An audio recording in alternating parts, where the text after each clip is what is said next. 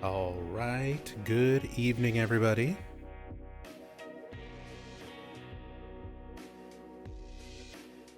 Happy Monday. We've made it to another day. I'm proud of you. I'm glad to still be here. I'm glad you are all here.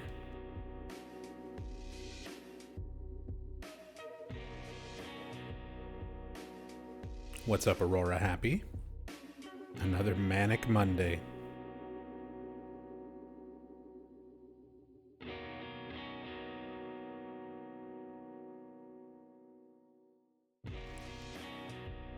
Hey, Theolofo.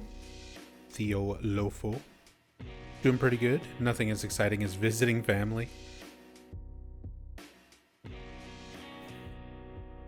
Ancient Oleander. Hello, hello.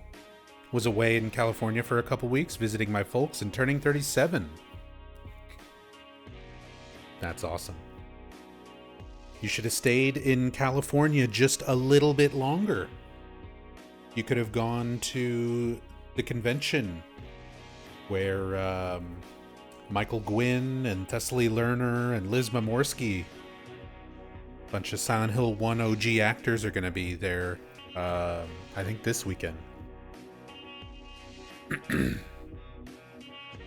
If I had the means to go across the country suddenly, I would.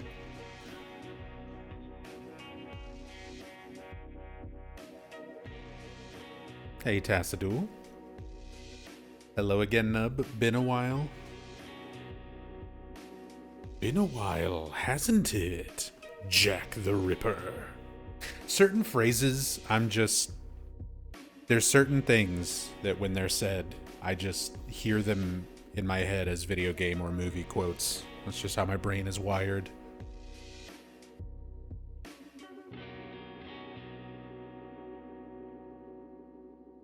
Community seems so sweet. Love it here already. Thank you. I'm glad you feel that way, Aurora. We do try to keep things pretty chill and friendly around here. There's enough negativity out there, especially these days. And we're all here over a common interest.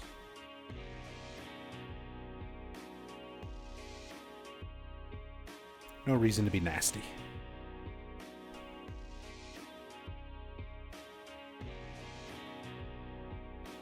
What's up, Brain Explodes?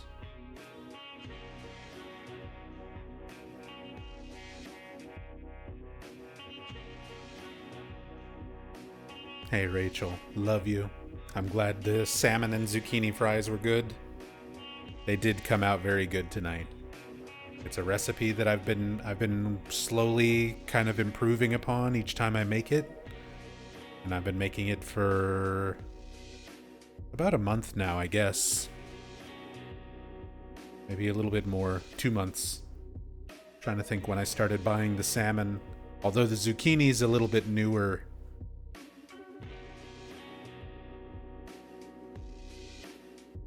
Newer addition. We were doing sweet potatoes, which we still do. But Rachel's parents got a whole bunch of fresh produce that they didn't like so much they didn't even know what to do with it. So they were giving us like boxes of tomatoes and cucumbers and a giant bucket full of blueberries and a whole bunch of zucchini. So we started doing the zucchini fries.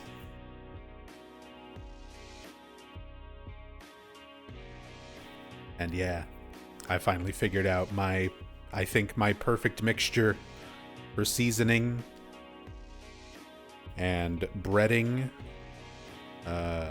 Not like full-on breading, but like they're pressed into panko, and I season the panko with garlic and onion. We do salt substitute because I can't have sodium, so we have the Morton's like replacement salt substitute.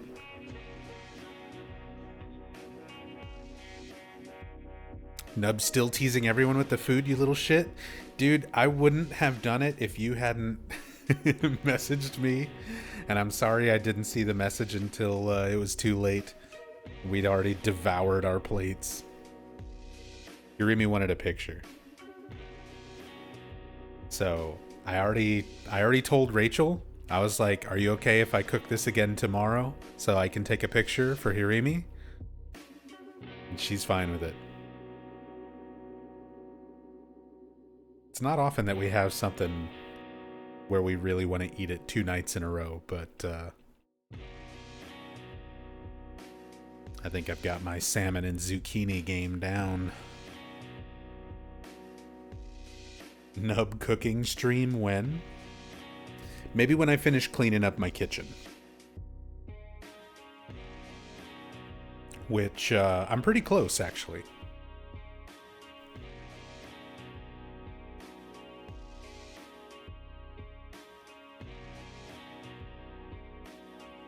Here for a cooking stream, help motivate me to cook. Hey, I don't do anything too fancy.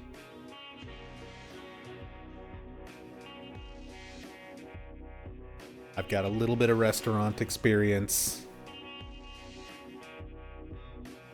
Nothing super high class. Some local pizza places. And a local Indian restaurant back when I was living in Austin. That's about it. So, I know how to make pizza from scratch. I can make dough, make sauce, prep toppings, use a pizza oven, all that kind of stuff. Which we still need to do. We have Rachel's parents for Christmas a couple years back gave us a whole nice pizza oven, outdoor pizza oven. And I haven't even taken it out of the box yet.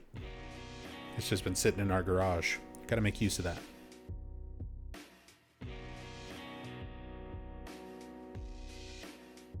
If you can bake, you can cook. Baking is harder. Baking is definitely harder. I don't do a whole lot of baking. Almost none. Cooking, you can like adjust as you go. You can, like, if I'm making a sauce, I can taste it. I can add stuff in. I can dilute it. But like baking, you have to know exactly what is going into everything, down to like the tiniest little amounts, before it goes into an oven or whatever. Otherwise, it's just, you don't know what you're going to wind up with.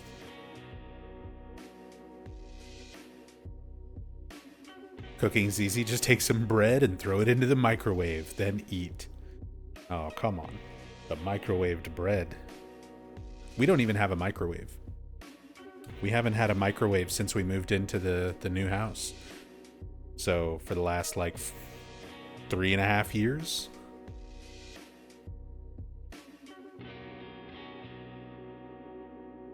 There's been times where we debated on getting one or not, and we're like, we don't really have the space for it, and I don't think we'd use it enough to justify it.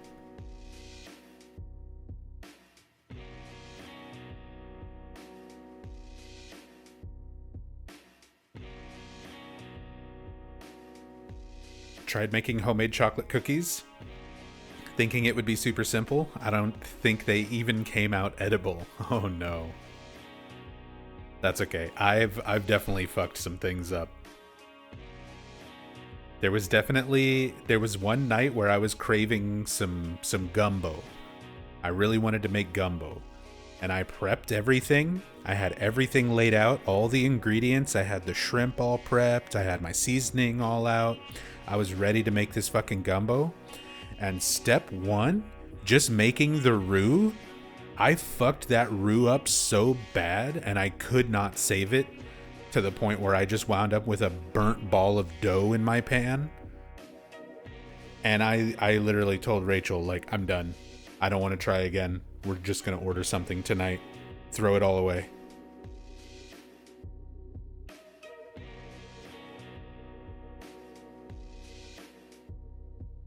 I messed it up so bad. And roux is like not even that hard. You just can't fuck up your flour and butter ratios, which is exactly what I did. And that's how you wind up with burnt, nasty dough in your pan.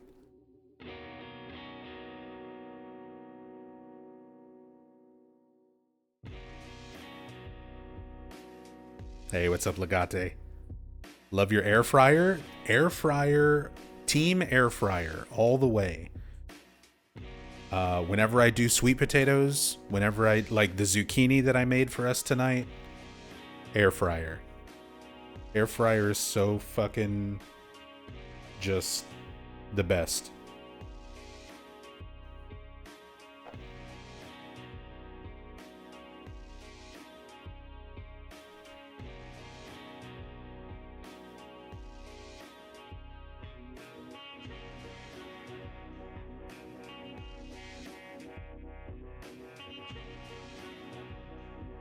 Yo, what's up, Richard Skip?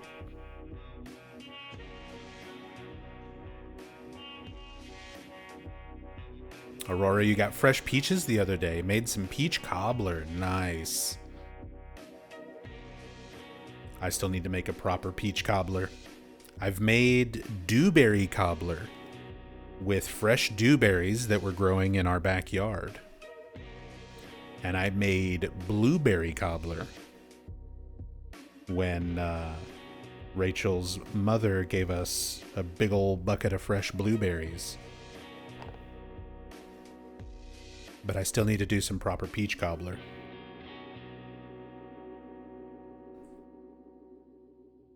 Just make cobbler with the box cake mix.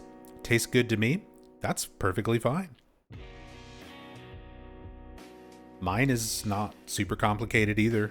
I mean, just kind of mixing up the batter in a bowl. The thing with, like, the batter for cobbler, there's always so much more sugar needed than what you think.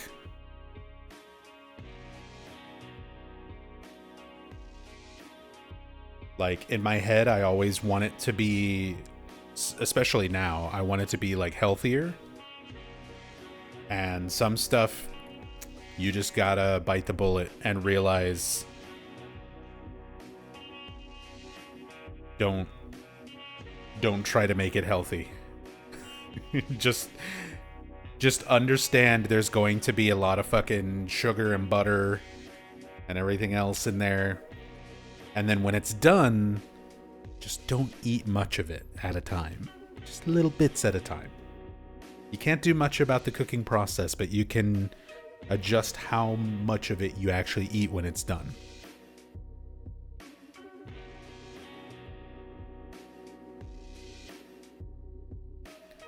It's testing self-control, yeah.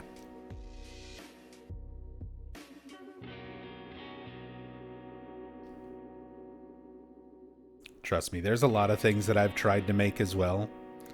Because, like, another thing, I'm lactose intolerant.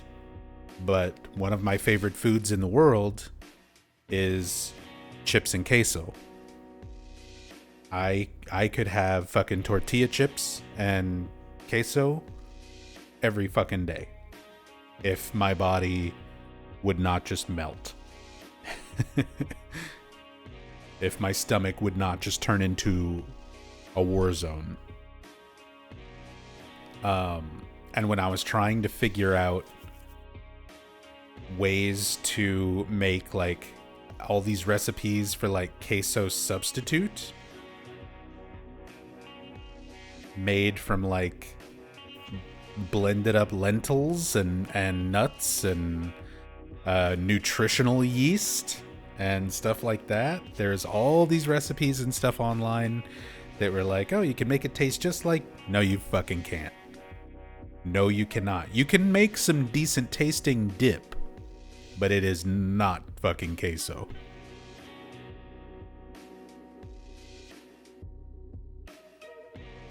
It's not proper queso.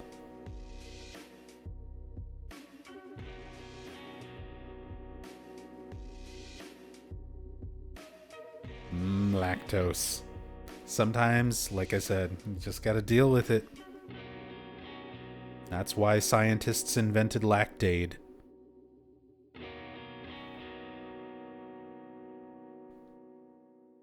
What's up, Naps with Cat? Hey, Count Wolf. Hope y'all are doing well.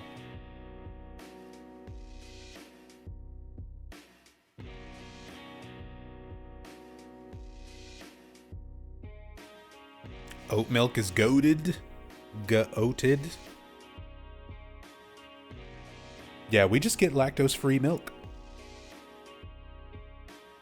We did like almond milk and stuff like that for a little while. But in terms of cooking with it, because we don't really drink just milk. Rachel and I are just not the type to just like pour a glass of milk and have it. And we're not big on cereal. So we don't do very much like cereal and milk. So most of the time whenever we're using milk, it's as an ingredient when cooking something else. So we just get the like lactose-free milk.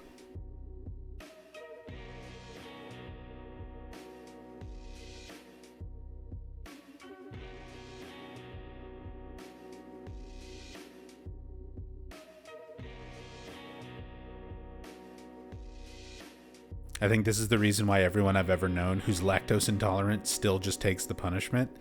Yeah, sometimes it's worth it. Sometimes it's worth it. I gotta deal with it. I don't deal with it very much, especially with all the other health stuff going on. But sometimes it's just like, you know, I want that cheese. I just take some Lactaid and hope for the best.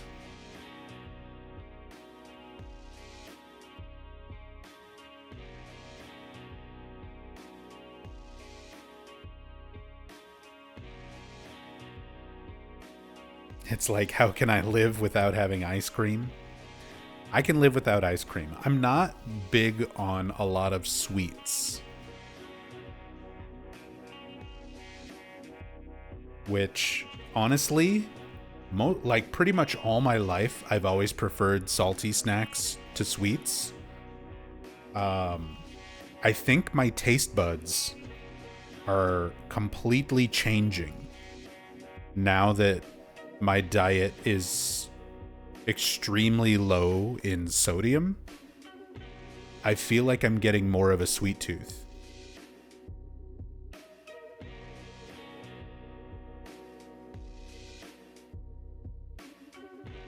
That's a common thing if you change your diet long enough. Like, my body's getting used to the no salt thing. And now it's just like, fine, fuck it, give me sugar. Which I also can't have. Not nearly as restrictive as sodium right now, but I still can't overdo that. That'll just lead to a whole bunch of other problems.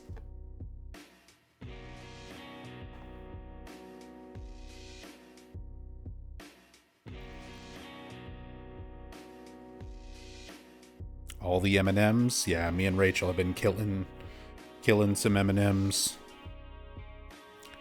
You still need sodium, so you gotta have a little bit, but yeah, the call to sugar is intense.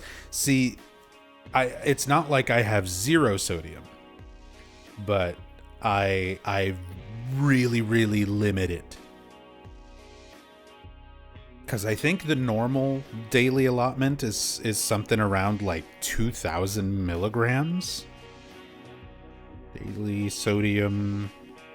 Yeah, it's like 2,300 milligrams is like recommended intake for most adults. Ideal limit is 1,500 milligrams. I usually try to keep it under 1,000. Usually closer to like 500 or 600. And a lot of that comes from electrolytes. Because I do zero sugar Gatorade powder, electrolyte powder, with water. All I drink is water. I don't drink sodas and stuff like that anymore.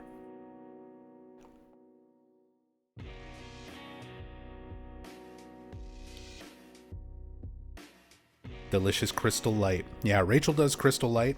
I do Gatorade Zero. But it's just a little flavor packet. It tastes like Tang. If anybody remembers orange powdered drink mix Tang. It just tastes like Tang. And it's just a bit of sodium and potassium.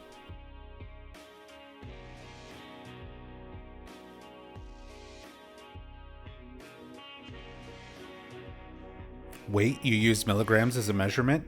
Yeah, the metric system still sneaks its way into America every once in a while.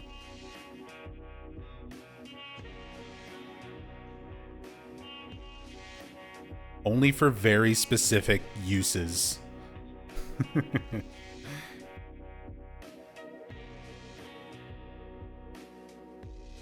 Only when measuring ingredients on nutritional facts.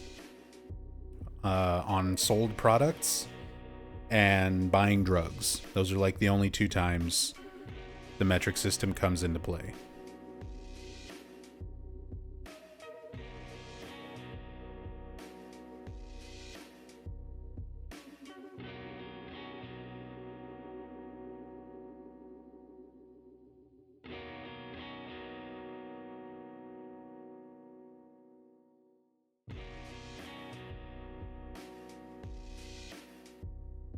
Soda is so tasty. I was a big soda drinker for a long time, Yoshio. I mean, I'm from Texas. My blood was basically Dr. Pepper for years. Years and years.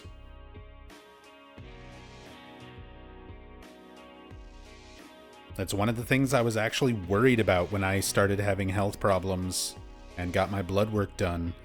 I was a little bit surprised that I wasn't like diabetic or pre-diabetic or anything like that. Because, I mean, I seriously used to... I would just burn through 12 packs of cans of soda like they were nothing. We're talking like a day or two. And I would go through a whole box of sodas. And I did that for a long ass time. So It's a really good thing that I've managed to kick that. Legitimately, it was harder for me to stop drinking soda than it was for me to stop smoking cigarettes.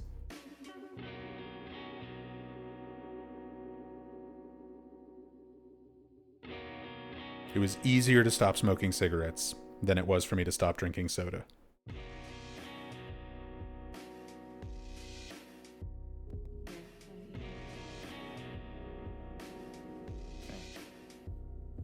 Hey, Oleander, thank you so much for the 5 gift subs.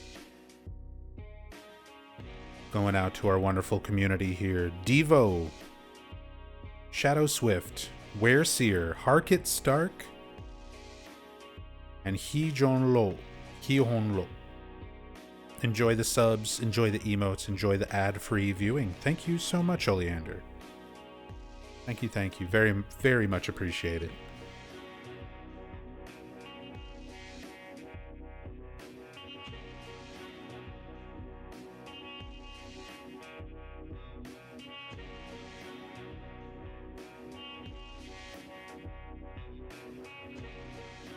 Remember when your uncle quit smoking? He gained a lot of weight because he switched to snacking.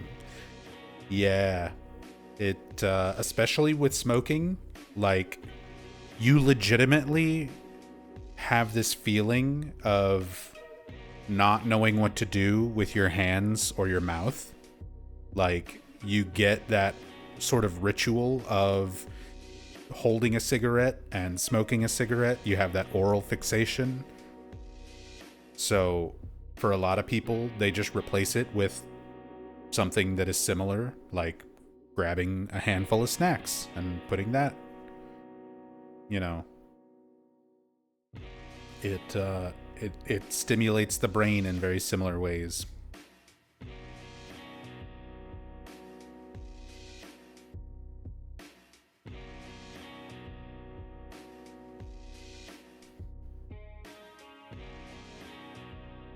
But a lot of stuff, thankfully, I didn't really have issues stopping. Like drinking, alcohol. I drank throughout pretty much all of my adult life, but stopping drinking was not even slightly a problem. I never really have that. Never got that urge where I'm like, I need to have something to drink.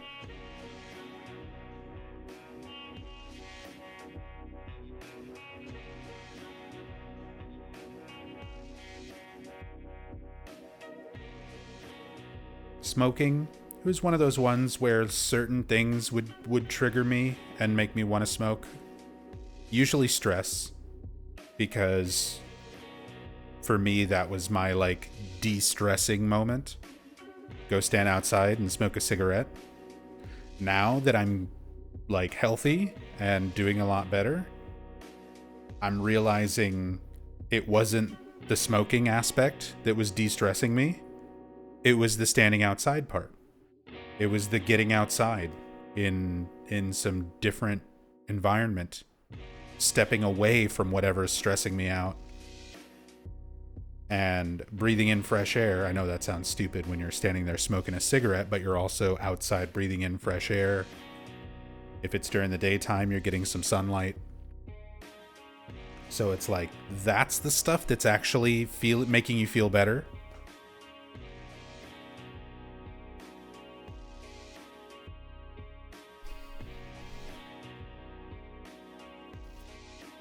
Just being able to disengage from situations was always my favorite part of smoking.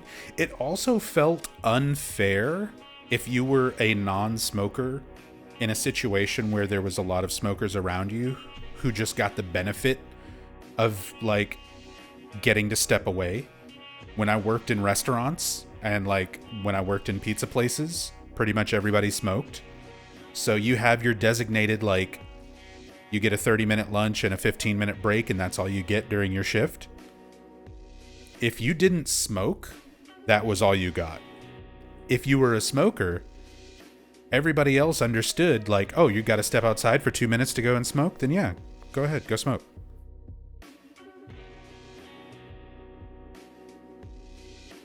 So it was one of those things where it felt so unfair.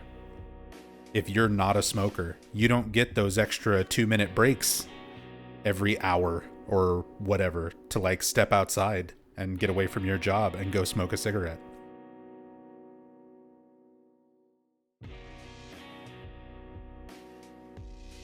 It's like, oh, I just get my own little breaks and everybody else gets these bonus breaks. Vaping is the new thing now. You know, I had vapes and stuff for a little while. I just don't like it. I just don't like it. It never gave the same sensation as smoking.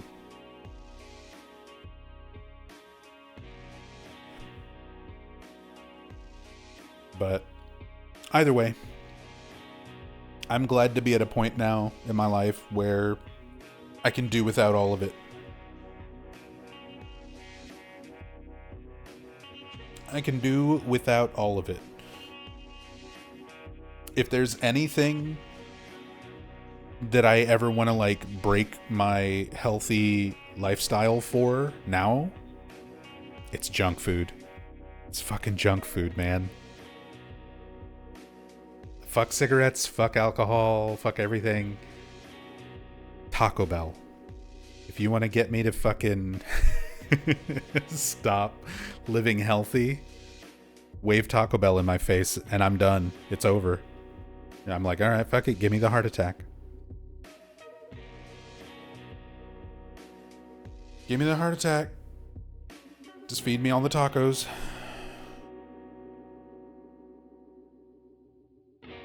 That's been the hardest thing. That's been the most difficult thing to get rid of. So much fucking sodium. That's the thing, too. It's like the one thing I really can't have.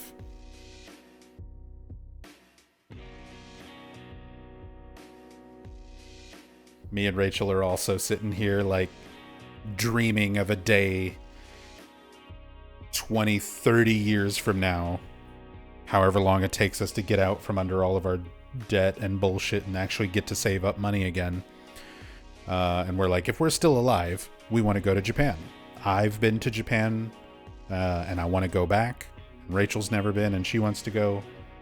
We have friends who've never, a friend who's never been who wants to go, and another friend who used to live there that wants to go back. I would love to go back to Japan. And all I can think of is how much sodium is in Japanese food. It's all soy sauce and salted fish, and it's fucking delicious, and it's gonna kill me, but it'll be worth it.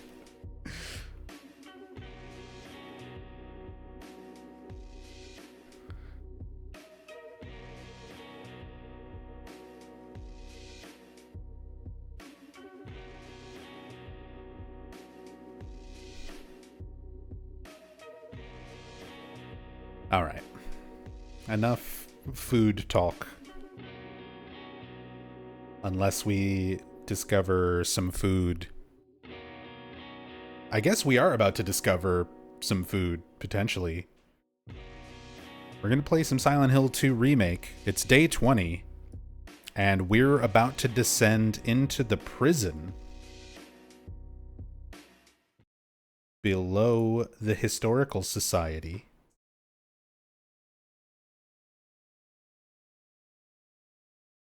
And one of the first locations, once we get there, is going to be the prison cafeteria, where we're going to meet Eddie. We haven't seen Eddie in a while.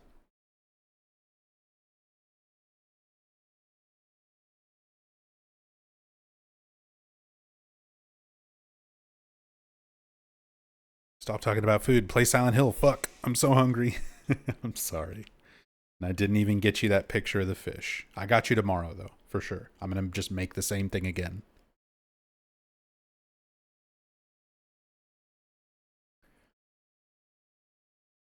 Here, why don't you take it, Count Wolf? Take this gift sub, courtesy of Ancient Oleander. Oleander, thank you so much for gifting a sub to Count Wolf. Very, very much appreciated. Thank you so much for the love and support. Zucchina, welcome, welcome. Silent Hill sense was tingling. It's time. You're here for the start. You are here to witness the beginning. And Mr. Shy Potato. Mr. Shy Potato, enjoy the sub. Also, courtesy of Ancient Oleander. Thank you so much. Thank you, thank you. Always very much appreciated. Thank you so much for all the love and support.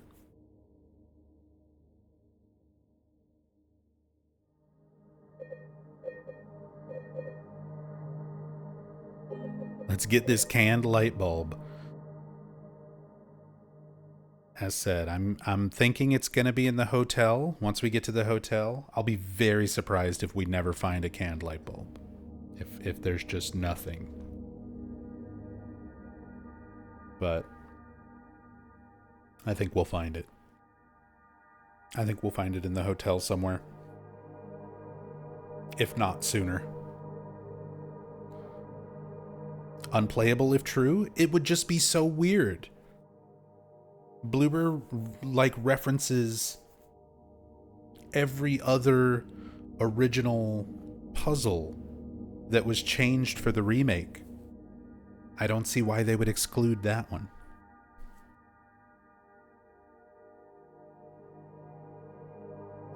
Count Wolf immediately paying them gift subs forward. Gifting out subs to Ballistics and Fuzzy Logic. Some Soup Troopers. I see you. I see you, fellow Soup Troopers. Enjoy the subs. Enjoy the emotes and the ad-free viewing. Thank you so much, Count Wolf. Thank you, thank you. Much appreciated. I can't even talk anymore. There's the stroke brain. Much appreciated. Thank you for all the love and support.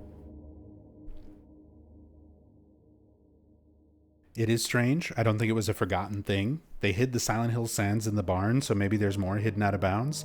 Between the Silent Hill Sands in the barn and like the movie references, the Silent Hill 1 Shoot and Crusher Dan references, and the Brookhaven misspelling on one of the flyers that we found. There's just been too much. There's been too many references to things that are much more obscure than the canned light bulbs for those to be missing entirely.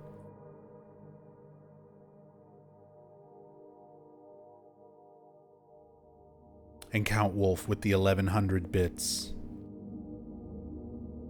Thank you so much. Thank you guys. All right, Historical Society, reception desk. Oh yeah, somebody wanted to know the hour count for this playthrough during the last part. So it is day 20 of the Silent Hill 2 remake cam hack playthrough, and apparently we're 21 hours 32 minutes and 13 seconds in, although that can't be right. We've reloaded,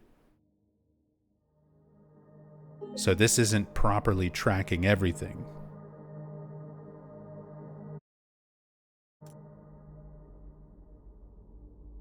Because there's been a lot of times where I reload a save and look at different things and fall out of bounds and have to reload, that kind of stuff. So this is day 20, and it's like an average of 3 hours per part.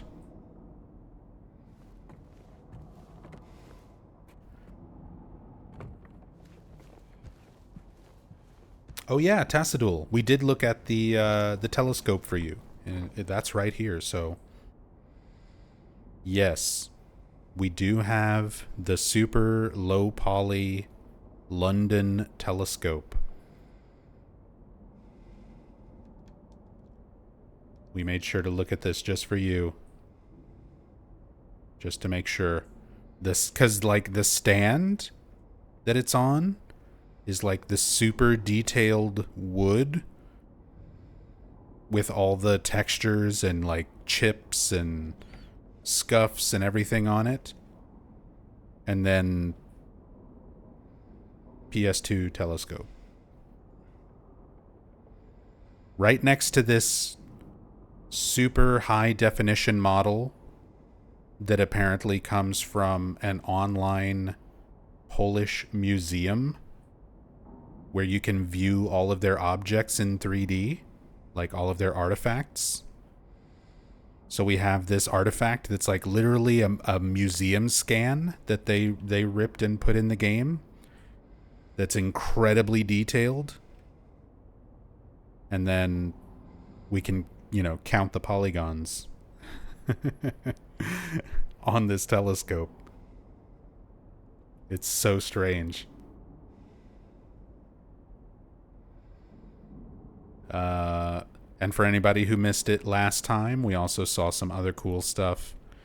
There's Bloober Team.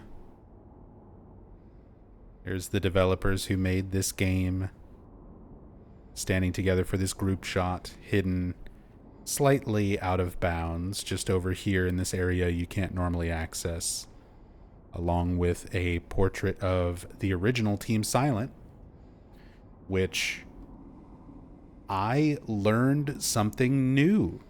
I know. It's so rare for me at this point in my obsessive Silent Hill fan career to learn new things.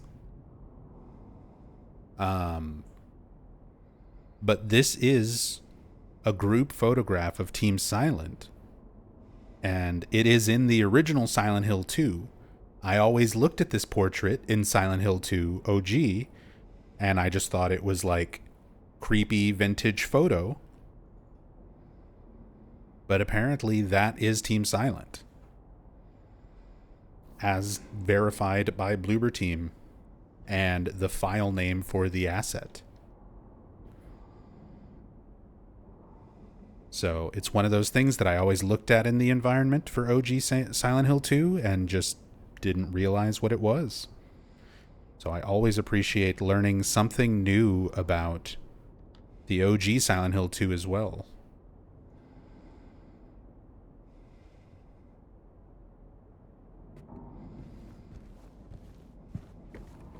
Do wish we could get a better resolution of that picture. Oh, so do I. So do I. Surely there must be a photo somewhere. I mean, maybe not. The source code for the original games is lost. A lot of the production data is probably gone as well. But if you want to see all the neat things we found around the Historical Society, you can check out part 19 on my YouTube channel, or my archives channel, or the VODs here on Twitch. But today, it's time for us to descend down the stairs. The super long stairwell. And you can even kind of see the way this is rendered out, the backside of the Historical Society,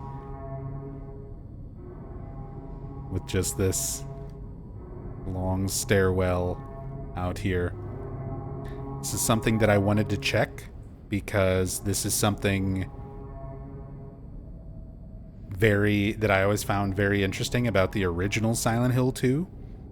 So for video games, if you're trying to do a very long staircase, you don't have to render it all in one big piece. There's a lot of ways to fake that effect by having the player character just sort of keep respawning a little further up the stairs. Yeah, that's what they do for Downpour. They sort of fake that effect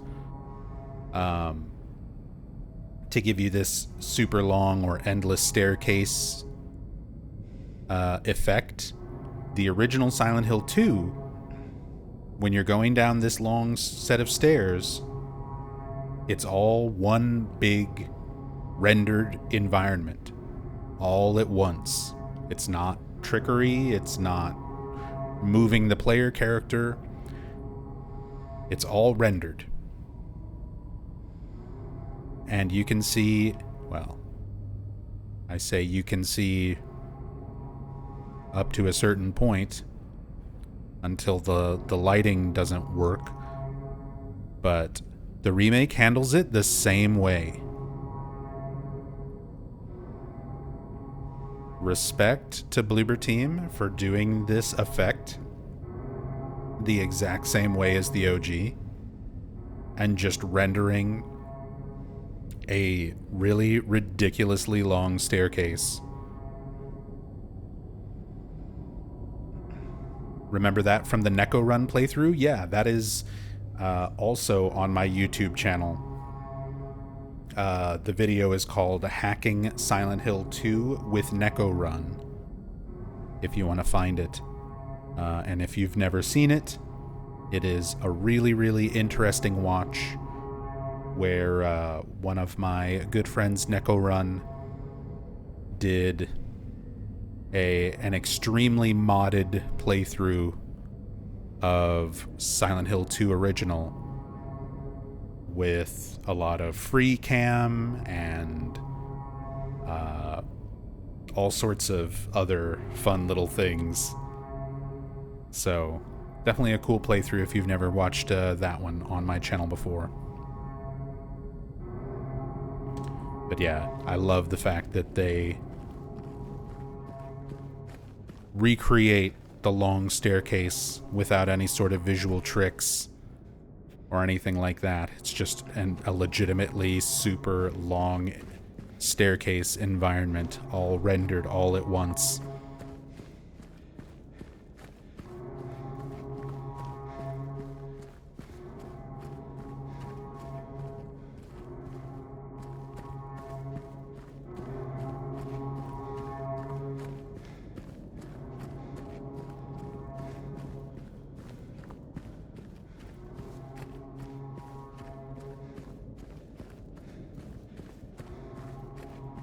Silent Hill 4 has its gameplay issues, but it is a good game. The whole Walter story is disturbing. The story for Silent Hill 4 is amazing, and I love the characters. I love the concept of having sort of a tragic member of the cult. Somebody like Walter Sullivan, kind of in the same vein as Claudia Wolf in Silent Hill 3, where once you sort of understand their history and why they're doing things a certain way, you almost feel bad for them. Not even almost, like you legit feel bad for them.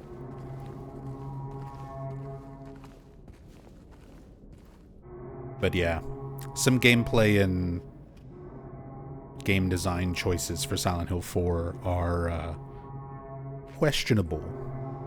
It's always a rough game in terms of gameplay whenever I replay it, but I always thoroughly enjoy going over the story of that game because it's one of my favorites in terms of narrative and characters.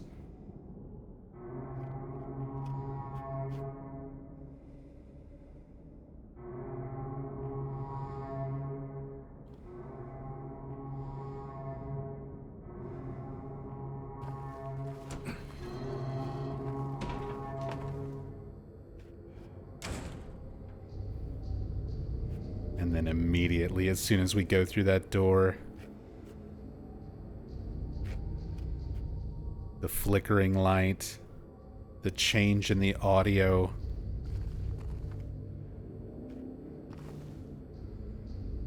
You don't even properly know that it's the prison yet. This prison from Silent Hill's history that doesn't even exist anymore.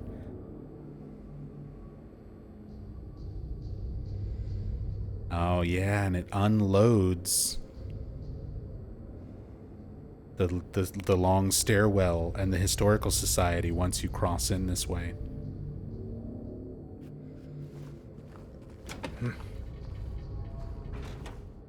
And it brings it back as soon as you try and go back out. That's kind of our loading point.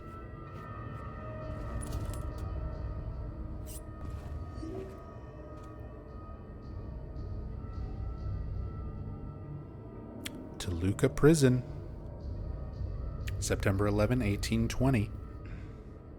Prisoner number C221. Same date, because you do find a similar memo in the original Silent Hill 2. Just sort of indicating that you are in a prison from the 1800s that has not been a part of the town in such a long time, yet somehow you're here. It exists, at least for you. Sean Filter Cigarettes, American Blend. I still think it's so weird that we see these all over the place, knowing that Hemingway lights are in the game. We found the Hemingway lights, which are a brand that's used in basically all the games from Origins onward. All the Western developed games use a recurring cigarette brand called Hemingway's. And we found them in some specific locations like the bowling alley and Heaven's Night. But the Sean cigarettes are the ones that we see recurring the most.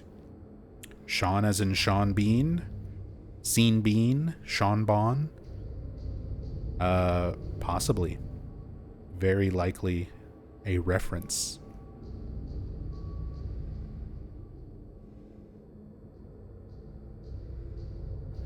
Maybe they're like the dog drawings in Final Fantasy VII Remake. Stamp? Is it Stamp? What was it called? I just finished playing Rebirth like a month or so ago. Yeah, where you see different versions of the dog, kind of hinting at the blurring between the two different timelines.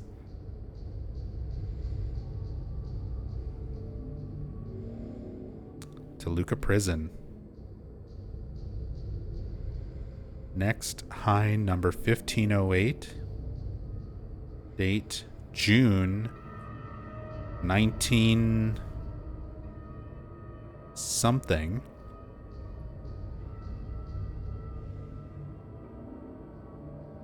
Maximum capacity 238. Inmates. General population 186. High security 71.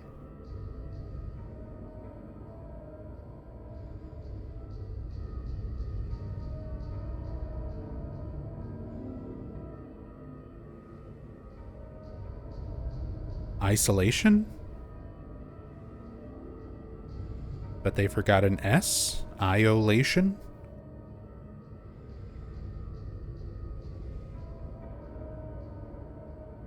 $15.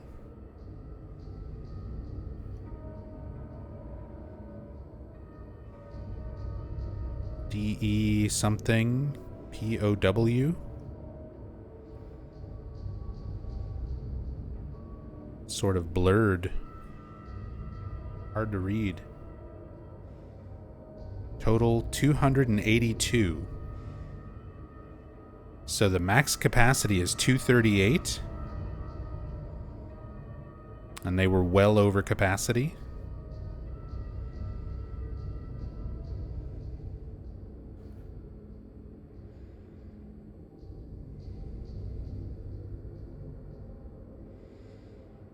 Employees.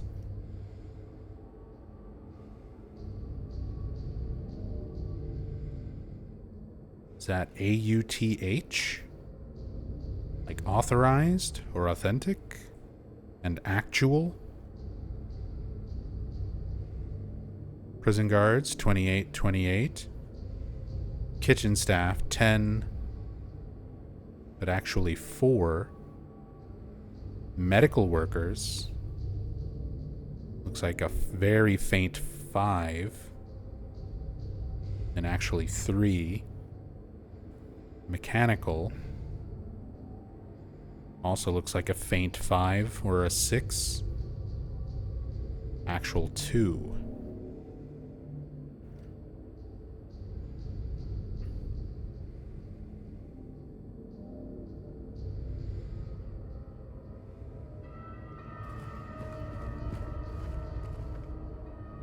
Let's get some light on this.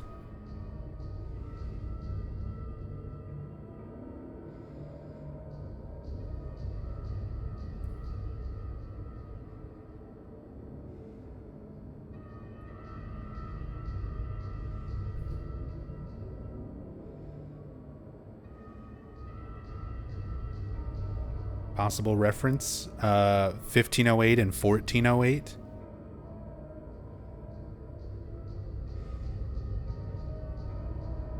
Just a bit off.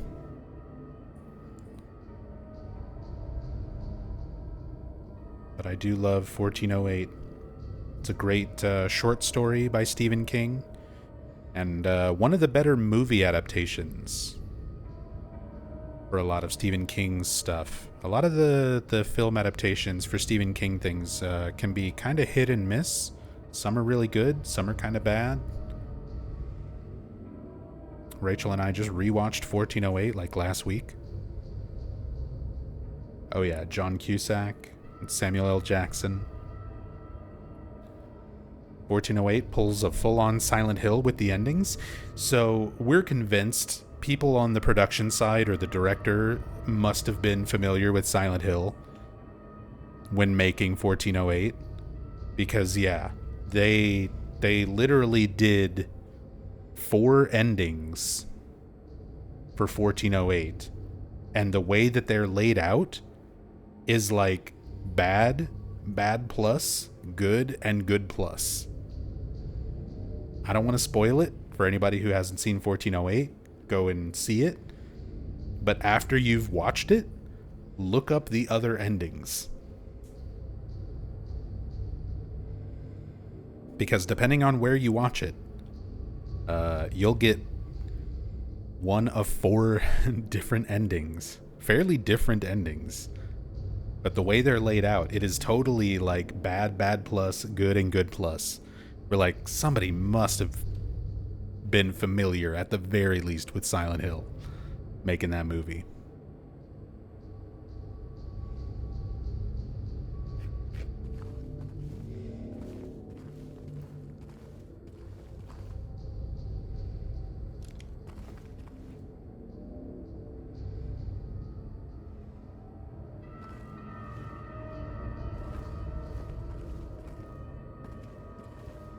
Let's see where we're at this point. If we clip out, is there just anything? Nope. It is just a void environment out here.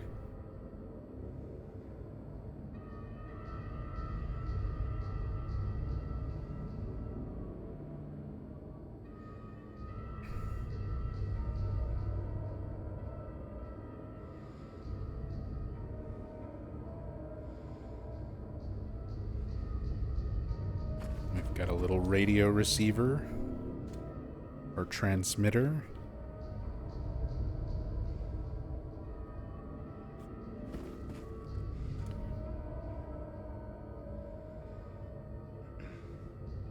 Focus, intensity, beam finder, position, vertical.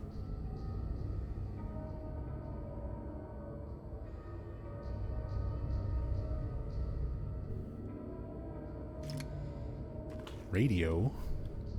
What's going on with that radio? An oscillograph. Thank you, Brodite. I'm like, I started realizing looking at the controls, it's not just a radio.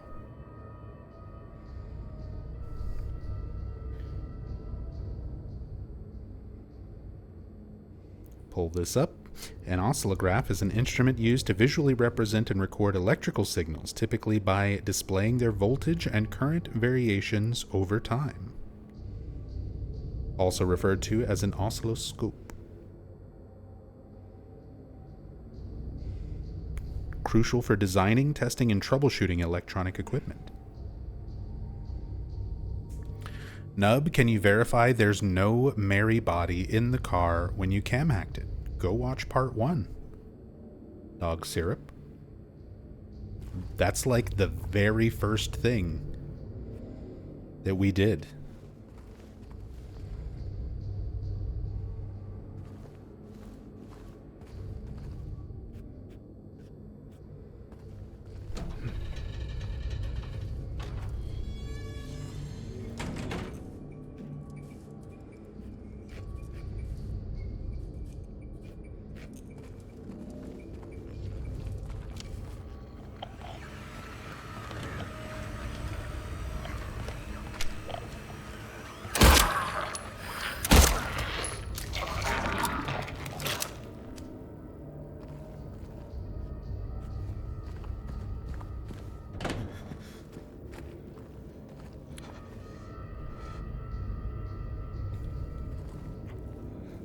Yeah, I know, but I forget, just like you. Hey, I might forget some details here and there,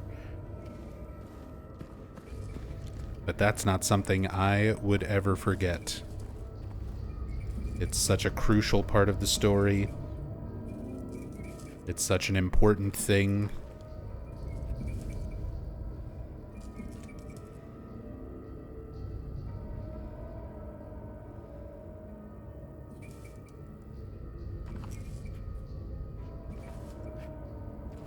No way I would neglect to show that.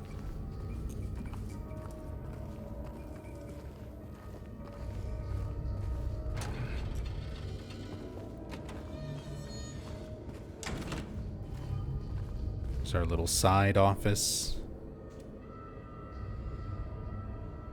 with all of our historical photographs here. I like the fact that we still have these elements that feel like they belong to the historical society, like bleeding into the prison.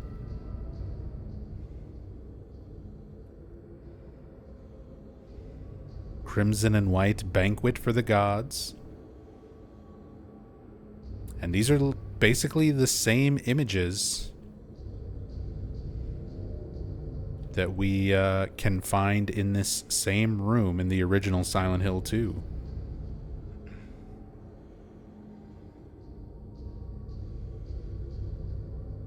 The sort of like burlap fabric that they're mounted with as well.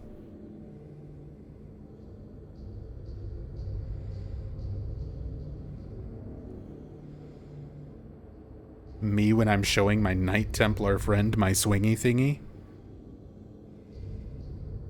It's called a sensor.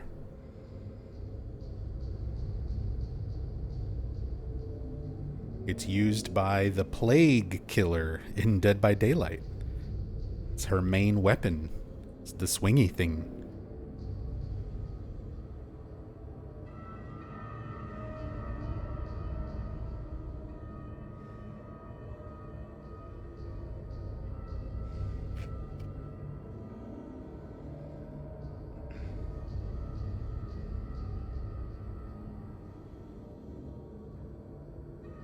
Death by skewering, an execution at the prison, death by skewering or strangling.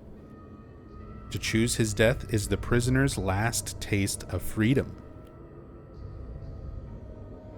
I love the way that these are clearly lying figures. Kind of calls into question the imagery that we're seeing, or how James's mind is manifesting things. Did the lying figures come from seeing this as something that was displayed in the historical society, just like the painting of Pyramid Head? Or is this taking on this form based on the lying figures that James has already conjured, or that the town has conjured from his subconscious? Not to mention death by skewering or strangling, which Mary wasn't exactly strangled, but she was smothered. And then the idea that even prisoners, these lowly prisoners, still choose their death as their last taste of freedom. Something that Mary didn't get a choice in. That James took away that choice from her.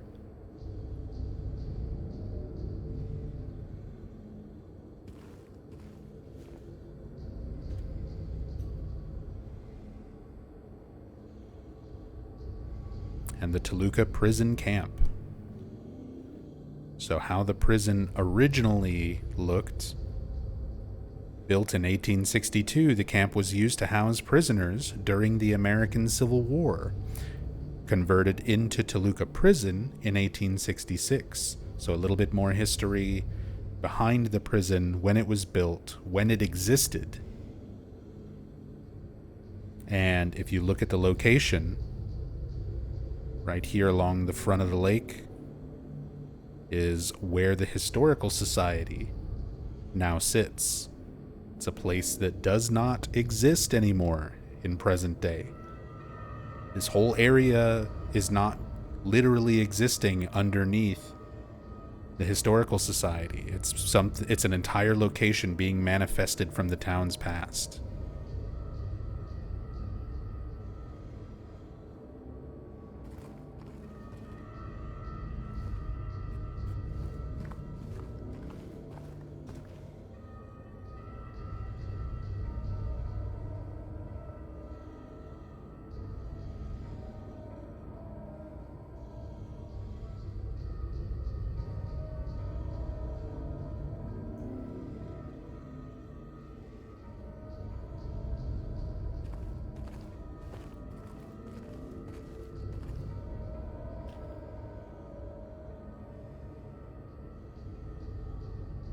I love just the vibe of things here.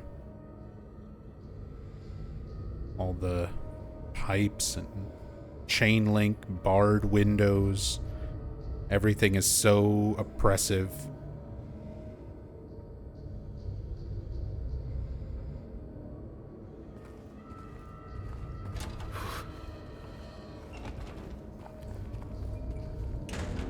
They did it so well. They did an excellent job recreating a lot of these environments.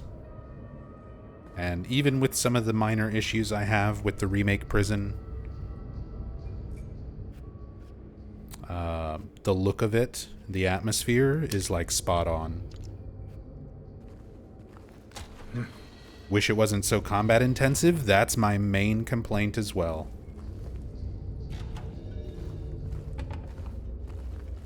This is where you really kind of start to feel the combat become a bit more of a nuisance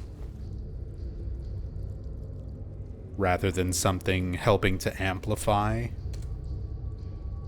how scary this area is. Because the prison in the original Silent Hill 2 is very short. It's a very small area. If you know what you're doing and you know where you're going, you're in and out of the prison very quickly and on to the labyrinth. Here, the new puzzle and everything added with all the backtracking and having to go back through the prisoner cell area, and every time you do it, there's just mannequins and lying figures crawling around everywhere. It's a little bit too much. I think it's a little bit too much. I get what they were going for. They want this area to be really intense, but it goes just a bit beyond that to the point of just kind of being annoying. Kind of messes up the pacing.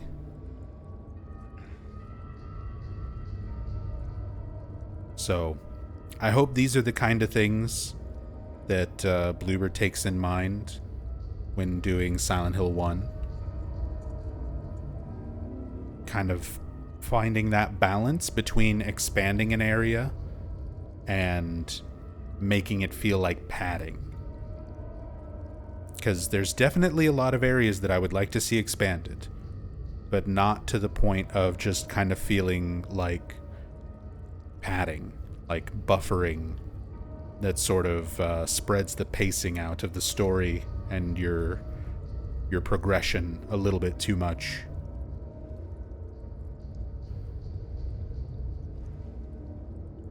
This room, of course, we saw pictures of it in the Historical Society before even arriving here, foreshadowing that we were going to need to descend down this very, very deep, bottomless pit.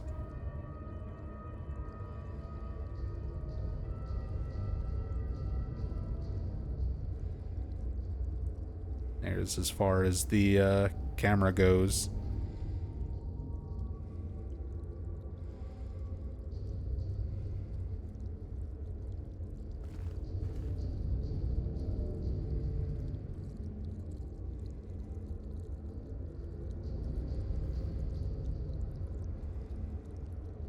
Don't mind me, I'm just getting my photo mode vibes going.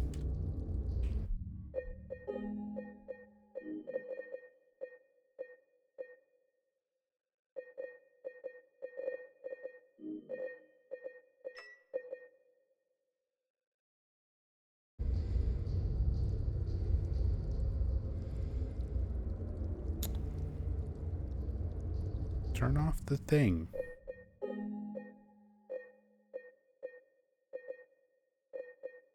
This one, not reticle.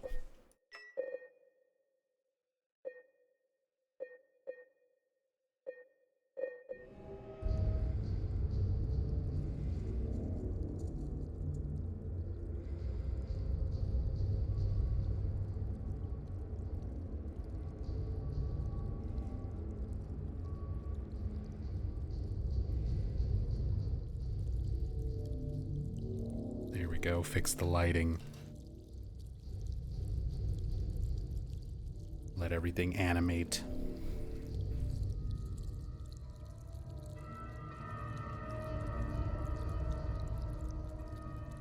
Can even stretch the perspective here.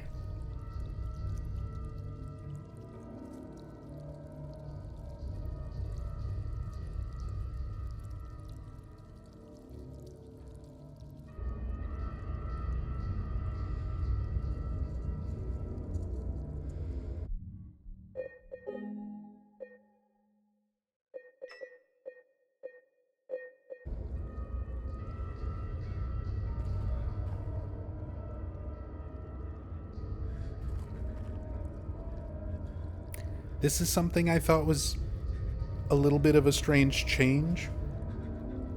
Kind of a weird choice. So in these moments, in the original Silent Hill 2, you do have to, like, confirm what you're doing. The idea is that you, as the player, now have to make a choice to make James do something that you wouldn't normally want to do. The OG just straight up gives you, do you want to jump in the hole? And it's a yes or a no. And you have to sit there and make your choice. Yes, or I'm jumping in, or no, I don't want to. You have to do it. It's the only way to progress, despite them seemingly giving you a choice. Here, for the remake, instead of the yes, no, it just makes you press jump over and over.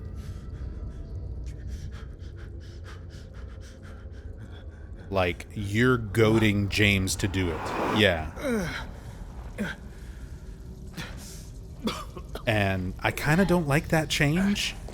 I think it separates James from the player a little bit too much. By this point, like, you should feel like you're in James's shoes.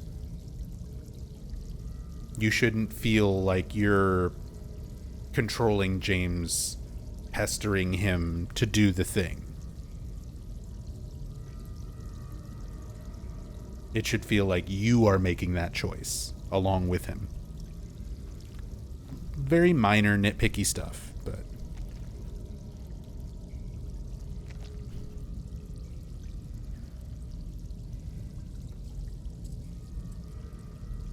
And we're in the bottom of the well. Bottom of the pit. This was a bit of a strange change as well. So, in the original game, you can see in the remake there's like clear breakable walls. And the way it works is you just have to break them and find which one actually has an exit. In the original Silent Hill 2, it was a lot scarier because you didn't have any indicator that there was an escape. There was no outline on the wall. There was nothing like that. You had to walk up and examine the wall all the way around. And eventually, James would comment differently. Like, he would be like, this is just a wall. This is just a wall. This is just a wall. And then he would say, this is just a wall. Wait, this seems a little bit different. Just this spot here seems different. And if you had, like, your wooden plank, you could take your plank out and bonk the wall, and it would make a different sound if it was solid or the part that could break. And then if you hit it enough, it would break and show you the exit. Now, it's just sort of like, you can clearly see where the breakable walls are. Break them until you find the exit. It's a little less scary. You don't feel quite so trapped. You know that there's going to be some element of progression. And I kind of miss those moments from the original Silent Hill 2 where you just feel stuck. You almost feel like you did something wrong. Like, oh shit, I should not have jumped down here. Now I'm trapped.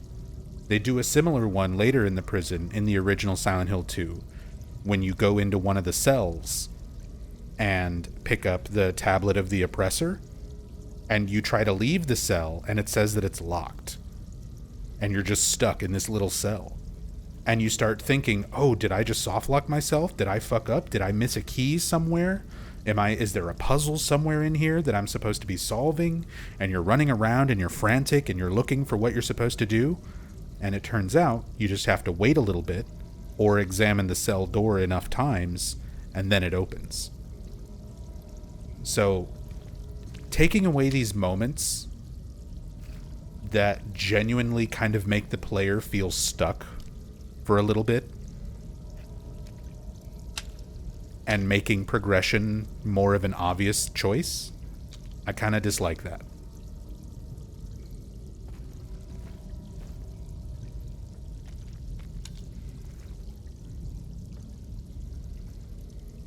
Like I said, I'm a big fan of the remake.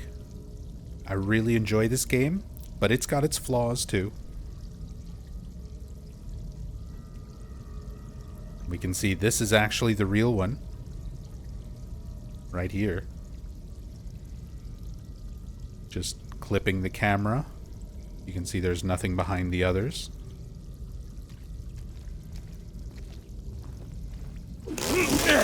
We'll break the other ones anyway.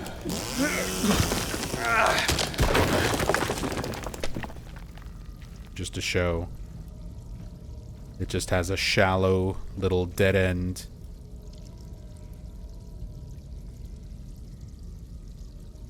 Just a weird looking brick texture.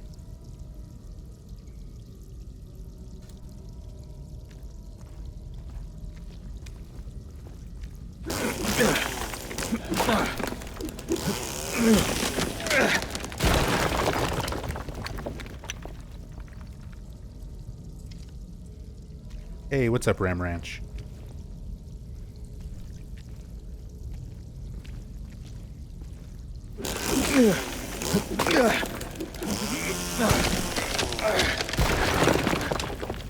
Hope you're doing well.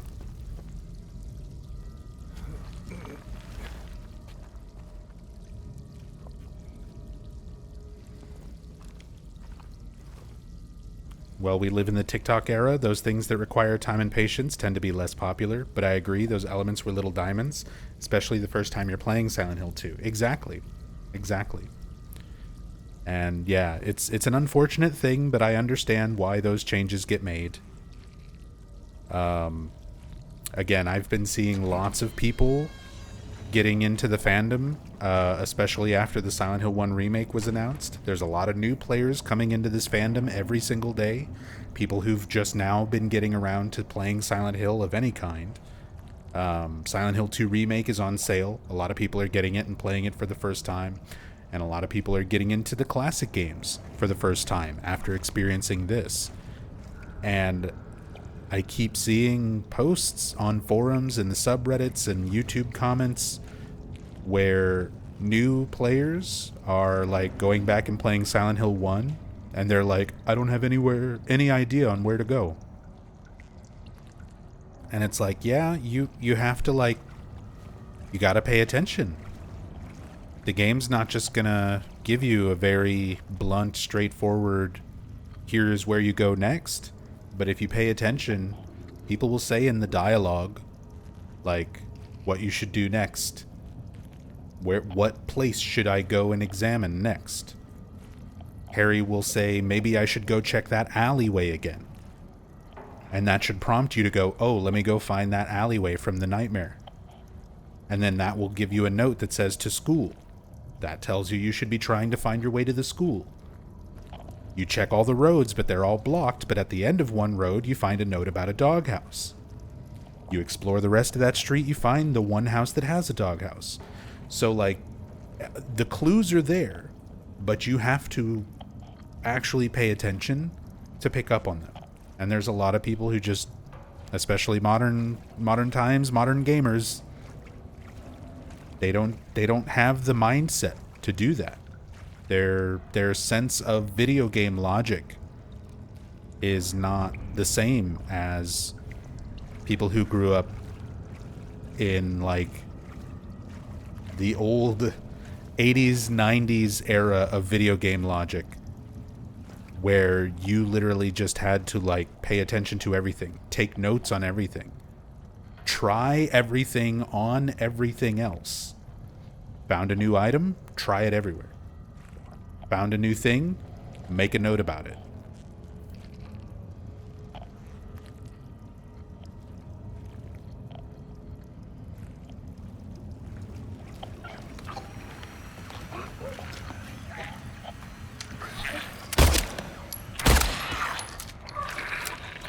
So I get it.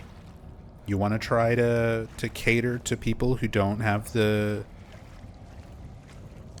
game sort of sense that a lot of older gamers, retro gamers, are going to have.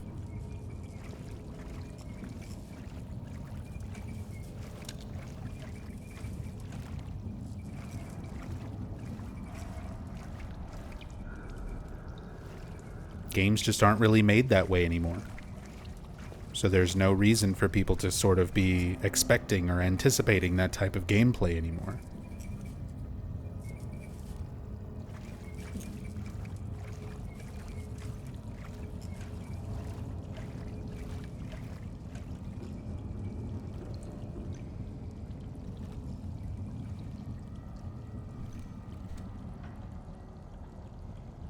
Despite that, it is amazing to see so many new people with all different ages coming to this franchise and understanding why we love it so much. That is definitely, like, the bright side to things. Even if not everybody gets it, or not everybody figures it out, or doesn't have the patience to figure out tank controls and things like that, for every person who gets frustrated with tank controls and gives up, or doesn't understand the story and just gives up or whatever, there's a lot of new people who are coming into the franchise, coming into the fandom, and falling in love with it the same way that a lot of us did, 25, 26 years ago. And I love seeing that. I can't tell you how much I love seeing that. I can't tell you how much I love seeing people who've never played a Silent Hill game before finally play Silent Hill 2 Remake and then go on Reddit to try to discuss theories that a lot of us were discussing back in 2001 when the original came out. Picking up on the same ideas, picking up on the same symbolism and imagery, and asking people, What do you think about this? Here's how I interpret that. I love seeing that. I love seeing that so much.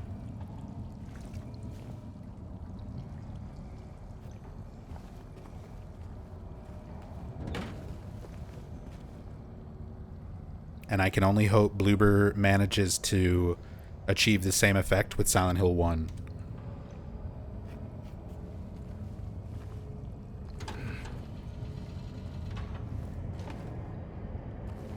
I hope they do a great job with it. And we see a lot of people doing the same thing. Looking at the franchise, looking at these characters, looking at these games and the story, and trying to piece together their own interpretations and theories and elements of the story and characters and put it all together themselves. That's a big part of these games. I'm still learning new things about them.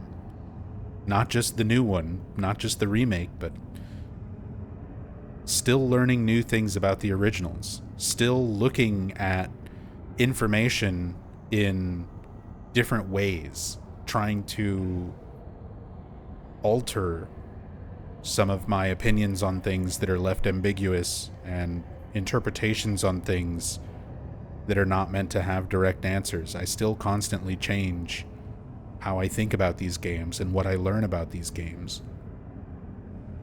That's a part of the journey. It's a part of what has made this such a lasting series, even through all the years of less than stellar entries or no entries at all. It's the discussion around them that keeps them alive. The desire to learn more, to understand them better, that keeps them going.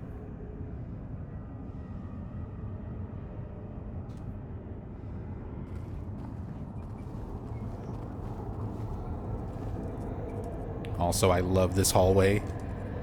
Same way as the original Silent Hill 2. You come from this relatively, at the very least, sort of logically normal hallway. The doors and lights are all where they're supposed to be, even if we're in a place that shouldn't exist. And then you get to this door, this hallway.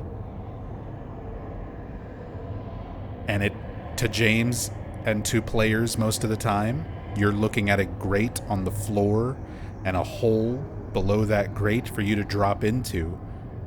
But clearly, if you look at it from this perspective, it's a hallway. It's a hallway that's just been tilted up vertically.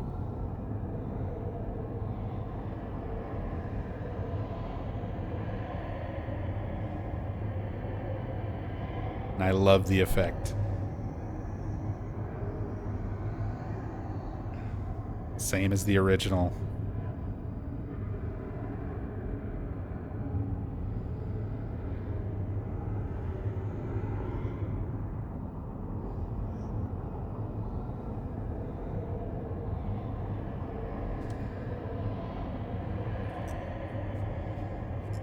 Grove Sleeper, thank you so much for the raid. Hope you're doing well tonight. If anything, I hope they keep the sewer sections short. I'm not a fan of the sewers in Silent Hill 1 either. But if Bloober Team can change them and make them more interesting and meaningful, add some extra cutscenes or memos or something to make it feel a little bit more fulfilling to explore, then I'm fine with the sewers being the same length or even bigger than they were.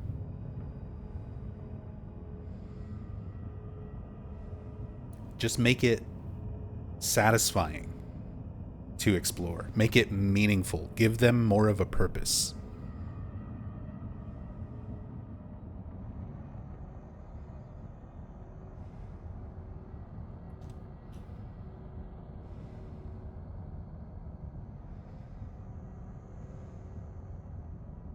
I love our red bulb. This actually kind of comes back later in the hotel.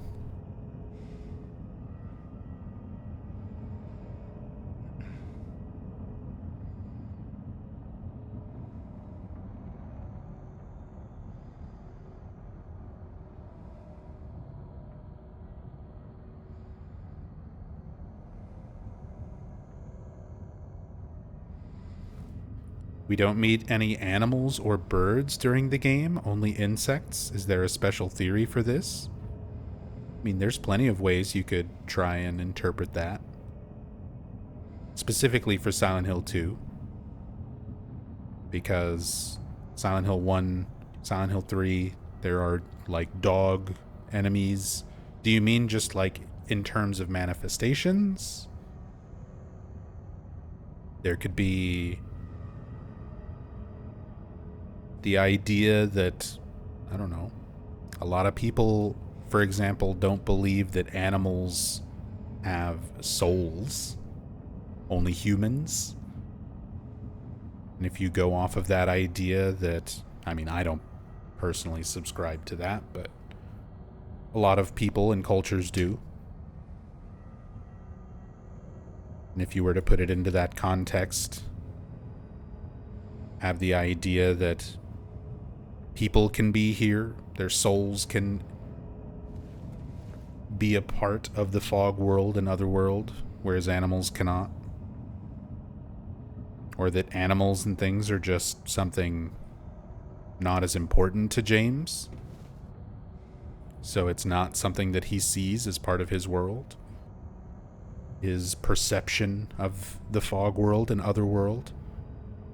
If you go off of the novelization for Silent Hill 2 by Sadamu Yamashita, Eddie sees dogs and eventually gets ripped apart by dogs after his final confrontation with James.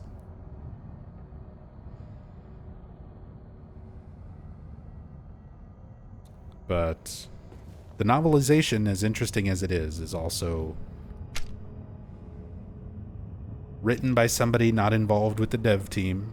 I think Sadamu Yamashita definitely wrote a very interesting interpretation for the novelizations, but there's a lot of stuff that doesn't... He took some liberties. Sort of like the play novel as well.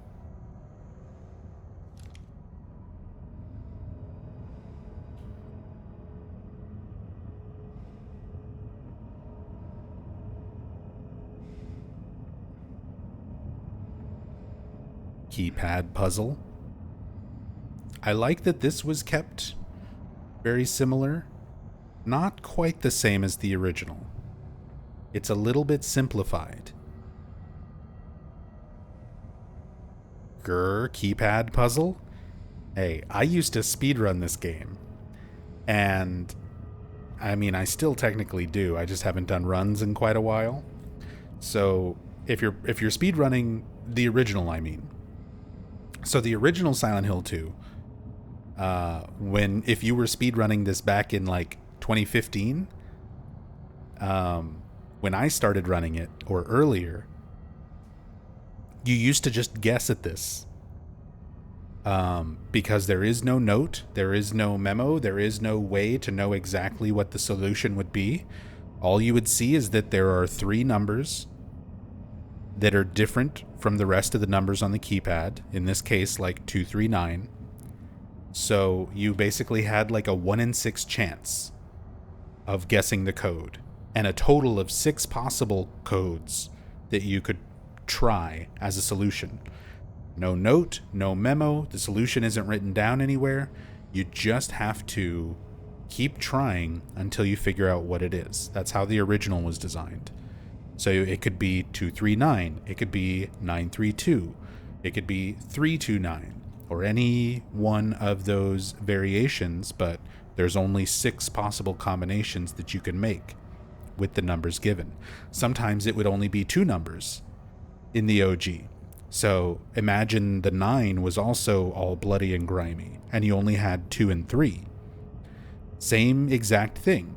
It would be 223 or 233, or 232, 332, 323, so on and so forth. So you have your 6 total combinations. Don't you mean 9 combos? No, it's only 6.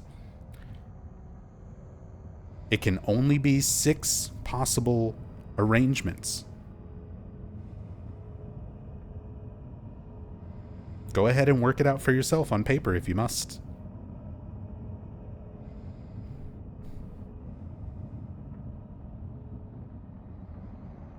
Like I said, I used to speedrun this. I'm very confident in how this puzzle works and how to solve it. But, so you would either have 2 digits or 3 digits for the original puzzle, and you'd have 6 possible arrangements of them, and you'd have to try them to figure out your solution to get out. For the remake, I think it's a set solution based on your difficulty. It changes from difficulty to difficulty, but I think each time is the same one. It might have a couple of variations, but not nearly as many variations as the original. So it's a little bit easier to solve in the remake, but it still follows the same logic. There's only so many things you can try, and no clues are given other than the appearance of the keys on the keypad. Eventually, a strategy was found where you just duplicate this key. So you have the purgatory, the spiral writing key, as it's called. And for the PC version of the original Silent Hill 2, you would run in here, and as you were picking this key up, you would quick save, right as James was doing the animation to pick it up. And whenever you did that, you quick save, and then you quick load that save that you just made. So you'll still see the key sitting on the ground, which means this door doesn't lock because technically you didn't pick it up. But the one that's in your inventory that you made while quick saving will also be there. So you wind up duplicating this key in the original Silent Hill 2 speedruns. So you just run in here, duplicate the key, and run out. You didn't even have to solve this anymore. But when I very first started speedrunning this game, you had to solve this, and you basically just had to hope you got it on the first try. 1 in 6 chance.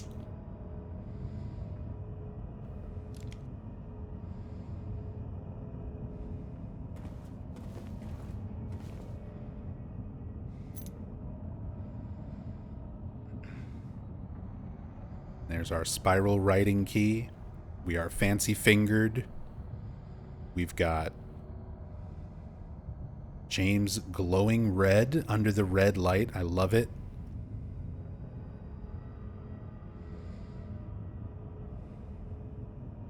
What the fuck? Why does that happen? I wish I knew. For the most part, it only happens whenever you pick up keys. James always kind of stands here in the A pose, because by default, you're not looking at James. You're just looking at this one hand. So that's the only thing that needs to be modeled and posed and animated for these little item pickup things. But a lot of times when he picks stuff up, his hand looks normal. For some reason, when you pick up keys, he extends this pinky finger, which we've just dubbed the fancy finger. Exactly. In the UK, you drink tea like that. You put the pinky out. It shows manners and high class.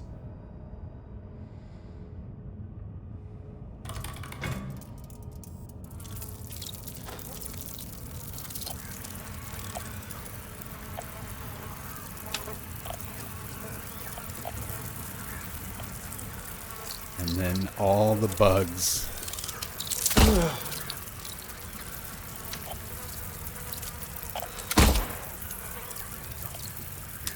All the bugs.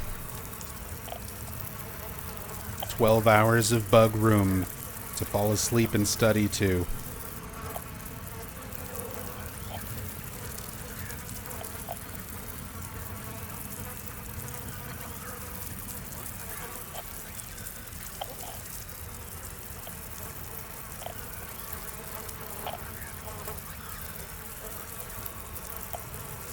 That one won't get much love. If I actually made it, I would be surprised to see what the view count would actually be. People seemed to enjoy the Brookhaven rooftop, though. So I'll definitely be making more of those type of videos at some point.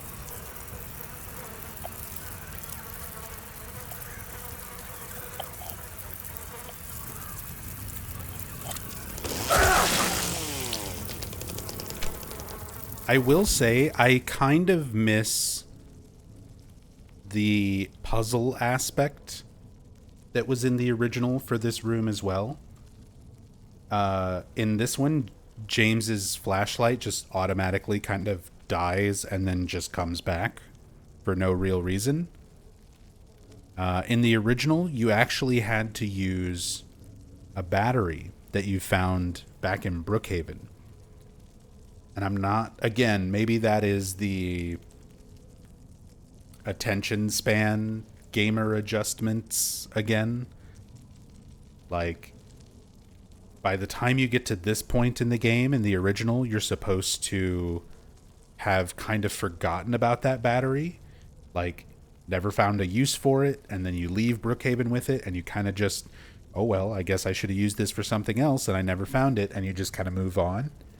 Until you get to this point, when your flashlight dies, and then you start being like, okay, again, I'm locked in this room. I can't find a way out. There's nothing else I can examine. What do I have on me?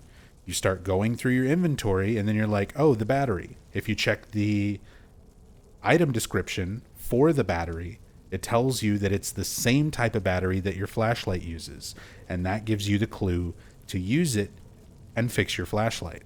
Then the bugs spawn in, and you're trying to do the keypad under the stress of all the bugs attacking you.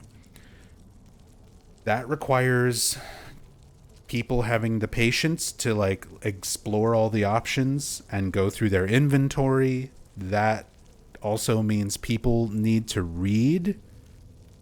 You have to read these little things, these little squiggles underneath all of the items called words, and a lot of people don't like doing that.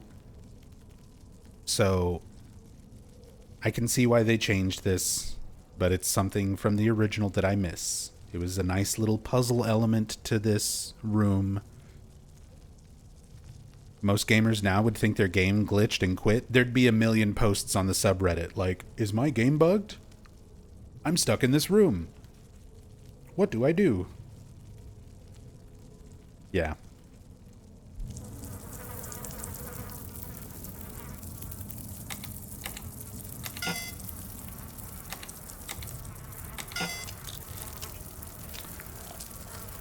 Did it give me a hint?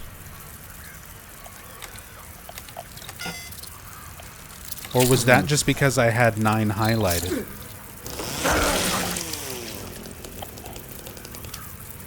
Turn off your light. Oh, they just glow anyway. It does give you hints.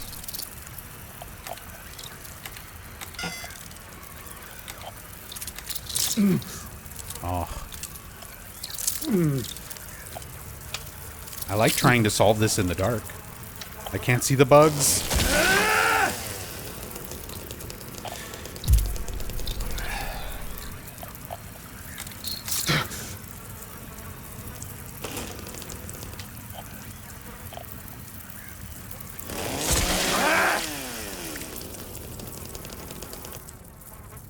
So let's go through it logically, right? 6 solutions. 239, 293, 329, 392, and then your last 2 things would have been 932 and 923. Only 6 possible ways to arrange the numbers.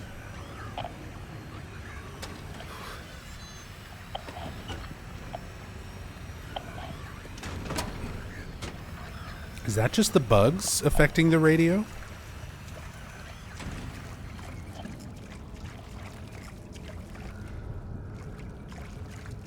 kind of made it sound like they spawned in something else. But I guess that's just the bugs.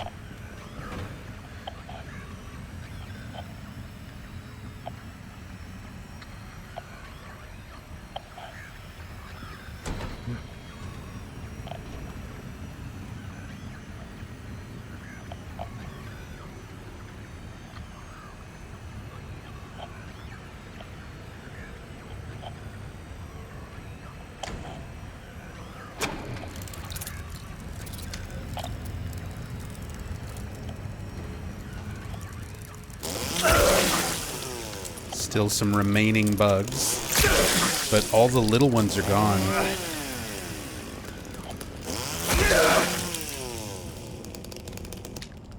Nub, I do think the puzzle is supposed to offer hints by illuminating numbers when you get it wrong on easy. Could you imagine the Reddit posts about that? I just thought about the OG and how sometimes it'll only give you 2 numbers. Yeah, we were just talking about that nowhere. My game's broken, it only gives me 2 keys. I've not even exaggerating, I have literally seen that post. Someone has asked that exact question, had that exact problem on the Silent Hill subreddit. They were like, there's only 2 keys. I thought it's supposed to be 3. Everything I look up online says 3. And yeah, it functions the same way. You just factor in repeating digits, but it's still only 6 possible combinations as long as you're using both digits, because you can't omit one or the other.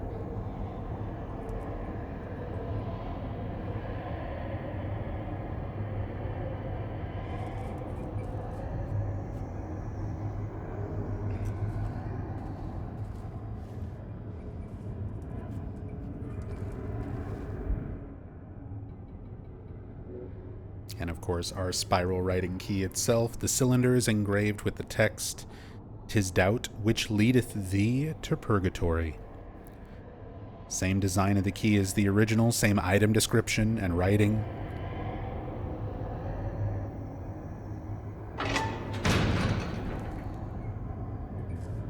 And that opens up,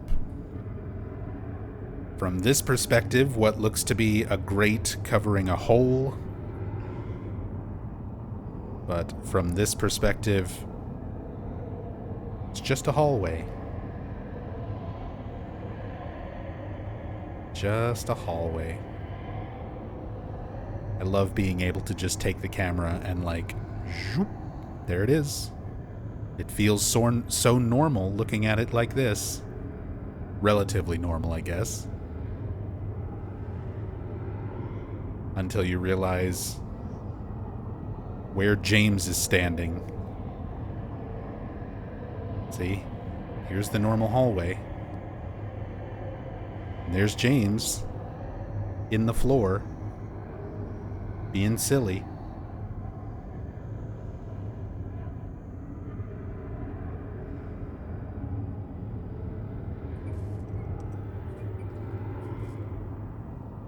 And again, we get the multiple prompts for jump, as though James is like hesitating to move forward.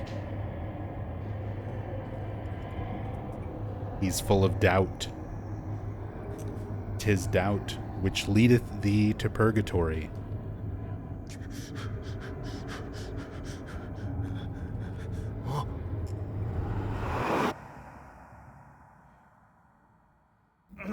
I like the way he doesn't even look right when he's falling.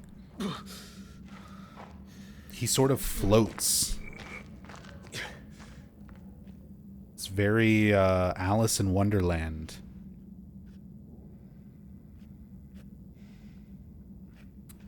We find ourselves in the prison cafeteria, about to see our good friend Eddie again. Haven't seen him since the theater.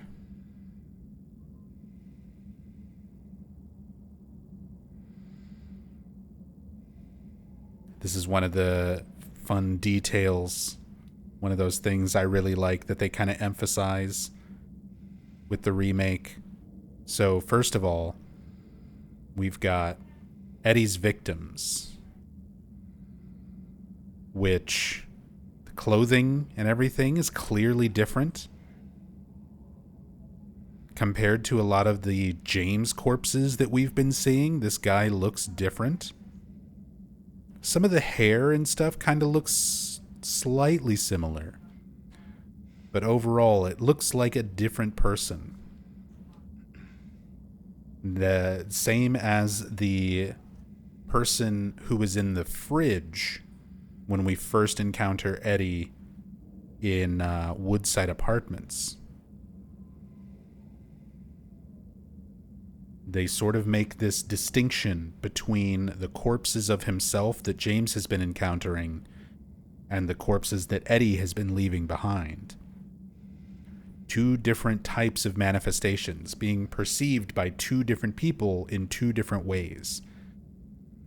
That's one of the biggest things that I feel like a lot of new players to Silent Hill 2 kind of maybe don't pick up on right away, is the difference in perception. James is seeing things differently from Eddie. They're both seeing things differently from Angela. Even us as the player, we're seeing things differently from James. We're not always seeing the same thing that James sees. The concept of individual perceptions of reality is such a strong thematic element of Silent Hill 2. And this one has like the icicles and frost building up on the table. Every time you encounter Eddie throughout this whole game, you can see his breath. His other world is cold. His perception of reality is cold. And if you look up, there's even this air vent coated in frost and icicles. Not everywhere, but just right here. Just for this one victim of Eddie's.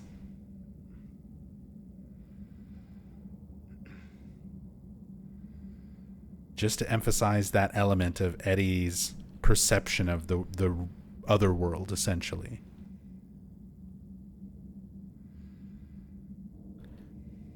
And I think we still have the picture, the cafeteria picture. This is something that's also in the original Silent Hill 2. If you look at the portrait on the wall, this painting, it is the same cafeteria. It's the same place that we're in right now, depicted in this photograph or painting. Except for the victim. Notice the distinctly green jacket?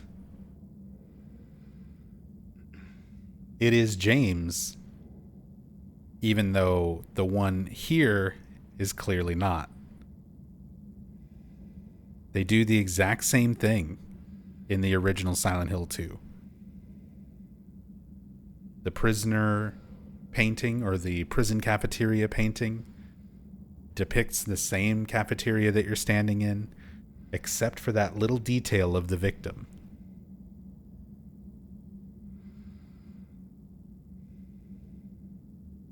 I love that there's blood, not just as part of the image, but on the literal canvas as well.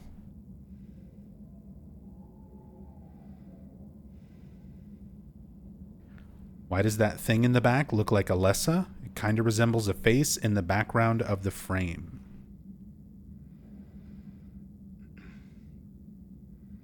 Pareidolia? Like back here, back center?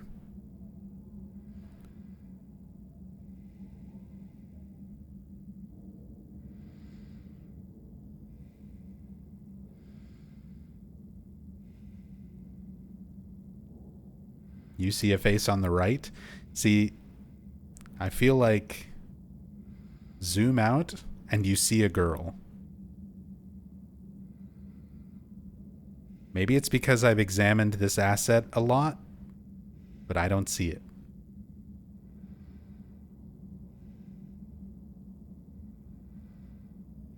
And again, there is a long running history of Silent Hill fans and pareidolia, seeing things where there is not something intentional, seeing faces or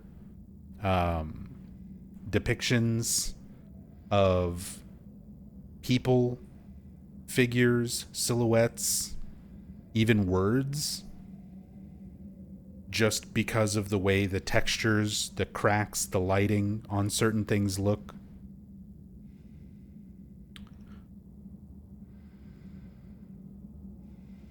Okay. I think I get it. I see what you're seeing now. Hold on. I have this image from Silent Hill 1. It's like the Alessa sick room portrait, right? That's what you guys are seeing. I have this image. Let me just grab it and put it up here.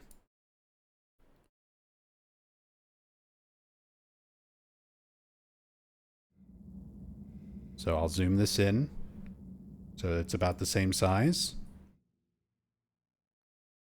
And line this up, because this part sort of looks like the swoop of hair, right? And add an opacity layer to this.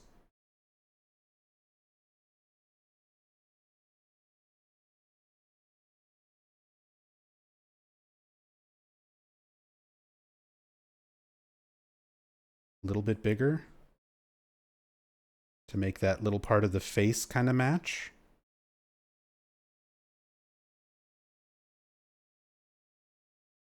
Line up the nose and the mouth and the slant of the hair parting. Even this little bit of white here on the bottom right kind of lines up with the white of her collar.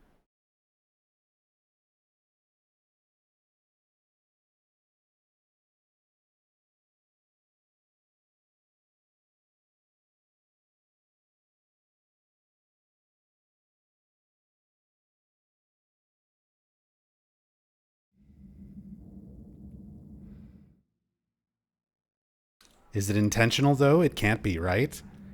I still think it's pareidolia. I don't think it's necessarily intentional, but I see what you're seeing. And there's definitely like some similarities in lighting and composition.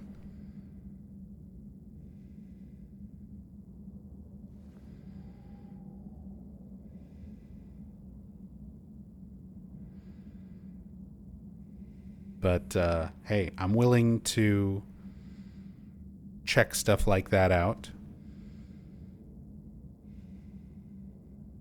That's the thing. I don't want to just write those things off and say that it's nothing and move on. While we're here, while we're looking and examining and interpreting, like that's the whole point of this playthrough.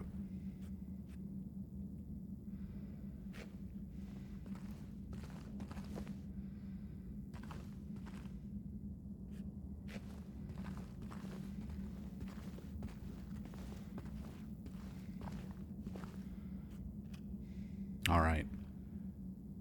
Let's get this cutscene with Eddie. Also, there's a man hanging from the ceiling, top right. In the painting or in the actual cafeteria?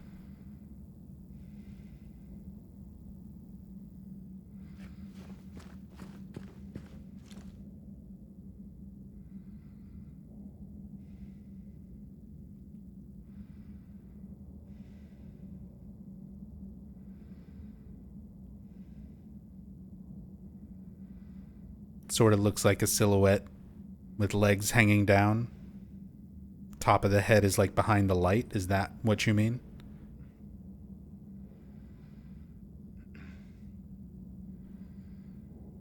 The streak from the top is supposed to be like noose coming down. Again, I don't know if it's necessarily intentional, but I think I see what you're seeing.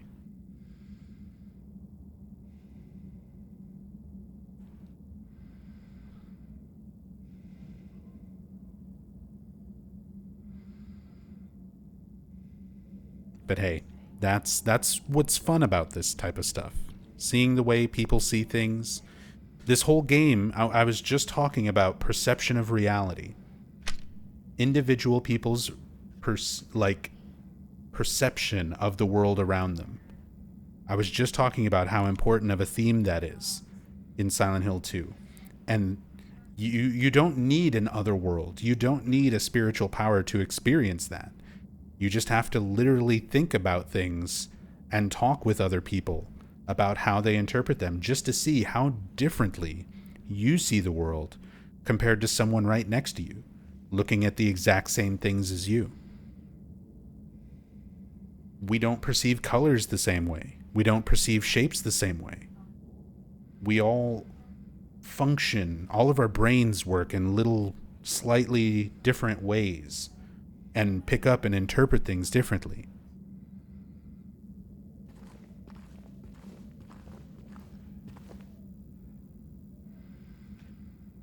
And reality is just how our brain interprets those sensations, what we can pick up from our sight, from everything else, our touch, our smell, our hearing. But not everyone hears the same things, sees the same things, feels the same things. We all interpret it differently. We all have our own version of reality in our mind. Silent Hill does a great job of sort of taking that concept and making it much more obvious, much more literal in the world, the reality that all these characters are experiencing.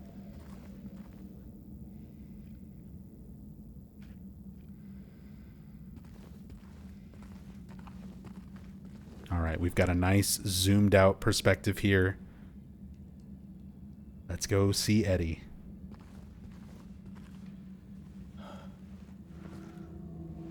You can see him in the shadows there, already holding up the gun. How cool. 簡単なんだな。頭狙って引き金を引くだけで。エディ。ああ、いや、ジェームス。何があった？これは誰だ？わからない。こっちに向かってきた。そうか。じゃあ襲われたから撃ったんだな。そうだ。こうなったのはこいつのせいだ。落ち着いて話せ、エディ。どうして彼は襲ってきた？わからない。いきなり現れた。暗い中を忍び寄ってきたんだ。足音が聞こえて振り返ったらそこにいた。そして襲われると思ったんだな。なあ、だってあんな風に見られたらこうするしかなかった。見られたら向かってきたんだろ。ああ、つまり目がそんな感じだった。目が？俺をじっと見てた。バカにしてたんだ。見るなって言ったのにやめないんだ。エディ、それでもじっと見られただけで人を殺すというのは。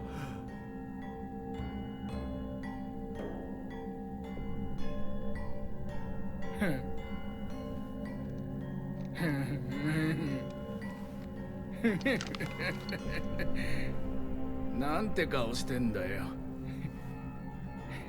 冗談だよ。ここに来たらもう死んでた。引っかかったな。じゃあそろそろ行くとするよ。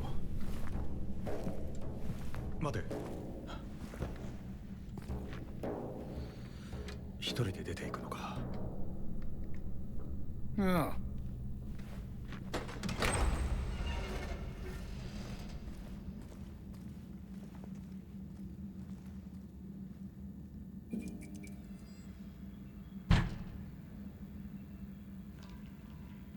Such a good scene.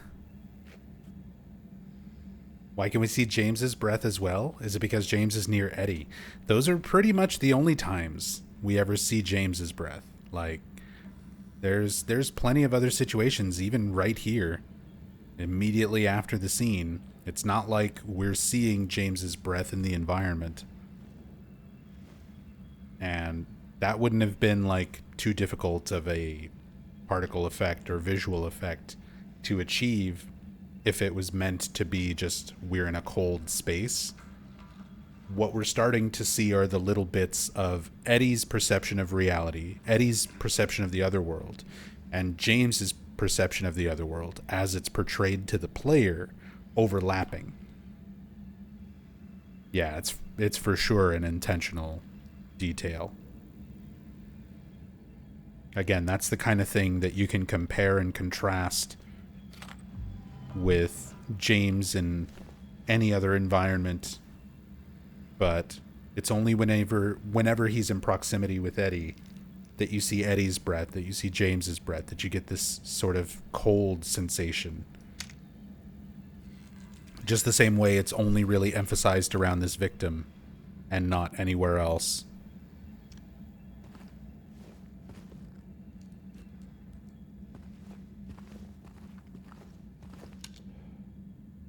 Alright, so now let's take a look at everything here in the cafeteria a bit closer.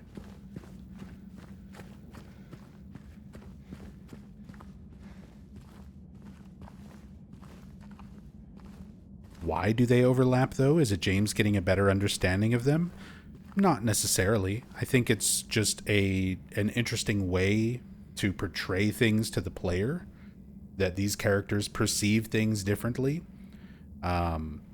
This entire place that we're in is an environment that should not exist, has not existed for many, many, many years in the actual history of Silent Hill. So we're just so deep now in otherworld territory that logic is breaking down. Reality is breaking down further and further. Even the separation between these characters' perception is just sort of melting together.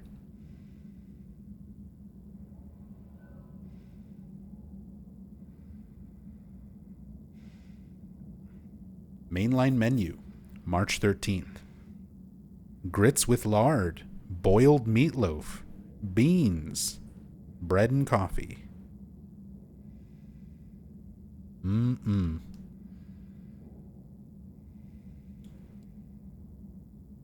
Could down some grits right now. I feel you, Ducky. Some grits with lard. Some boiled meatloaf.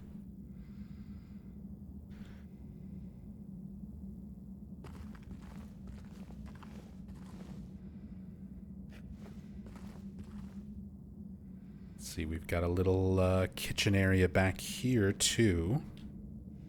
Oops, give me a second. I need to fix my controls.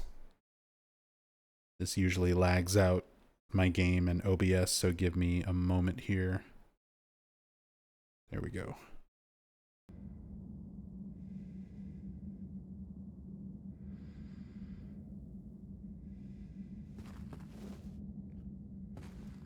Now I'm the cafeteria worker.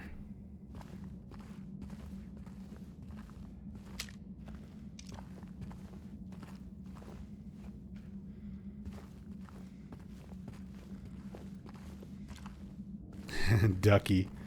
Oh shit, I've officially been following for 9 years today. Following on Twitch. Yes. Also, hold on. Ducky.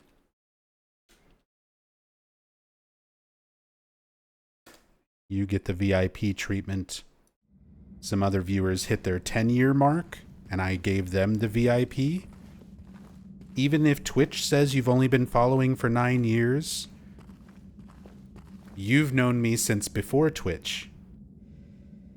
I'm trying to remember. I'm so bad with years. When did Skullgirls come out? April 10th, 2012.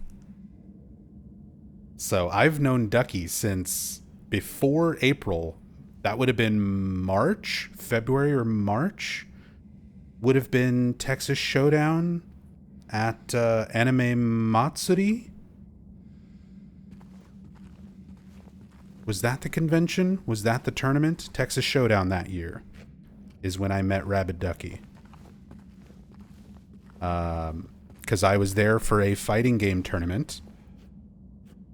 And I had a fight stick with me that was Xbox, because I was mainly entering Street Fighter 4 and Marvel 3, which were both being played on Xbox, but they were also holding a Skullgirls tournament, and it was a pre-release build of Skullgirls. The game wasn't even out yet. So I was like, hey, nobody else has too much more experience than I do. I might as well enter and try and give it a shot, but I don't have a PS3 stick. And Ducky was there as a fight stick and controller modder, and hooked me up with modding my 360 fight stick to work on PS3 so that I could play in the Skullgirls tournament.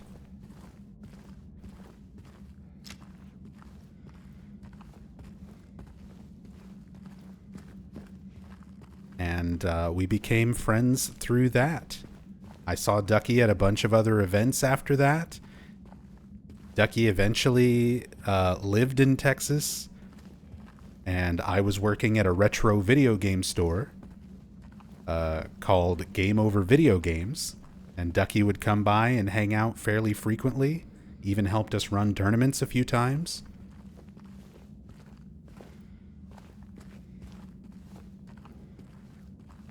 Been a very good friend for a very long time.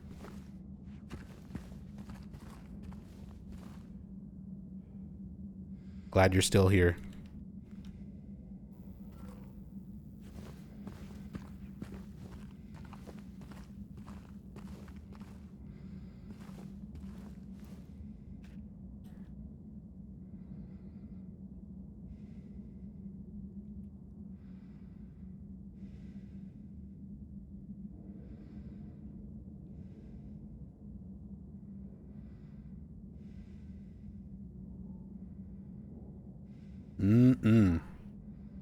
Every time I see stuff like this, it just makes me think of Resident Evil 7. Like somebody was just boiling fucking intestines, viscera, and it's just spilled out and molded. I'm like, that's Resident Evil 7 food.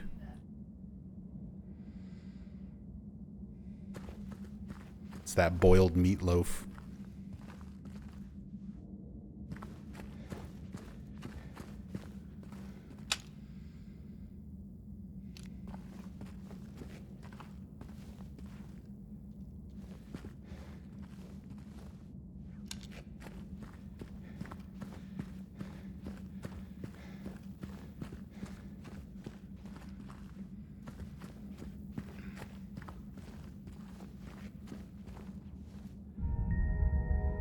And there's our glimpse of the past.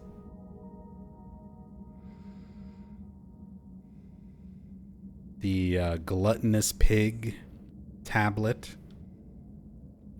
This was part of the original Silent Hill 2 prison puzzle.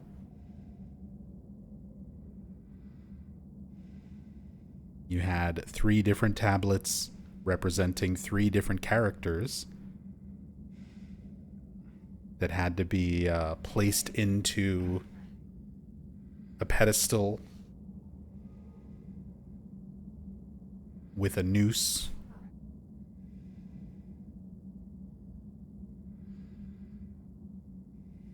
And the gluttonous pig, representing Eddie,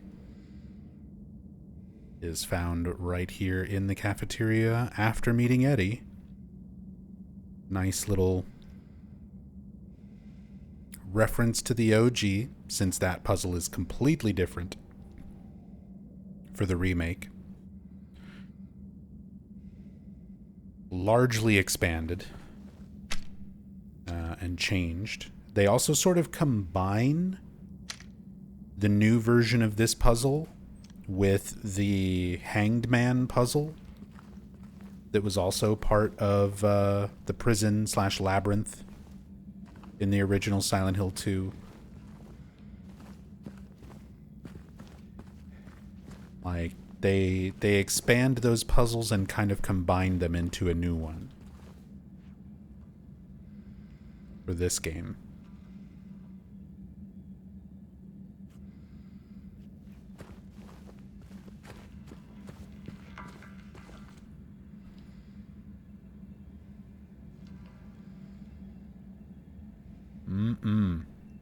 Is that the grits with lard?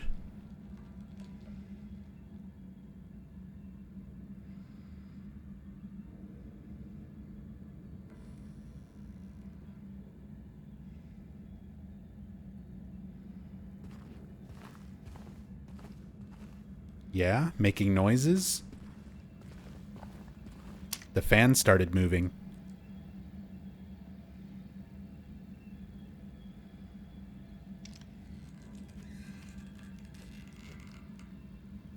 And now we're hearing noises, although that sounds like the noose. It sounds like the rope from later on.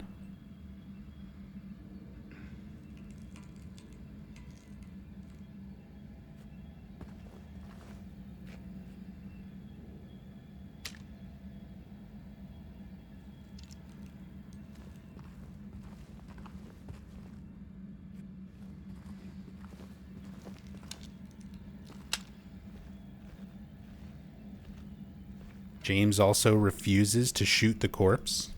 Sort of like when you try to point at other character models.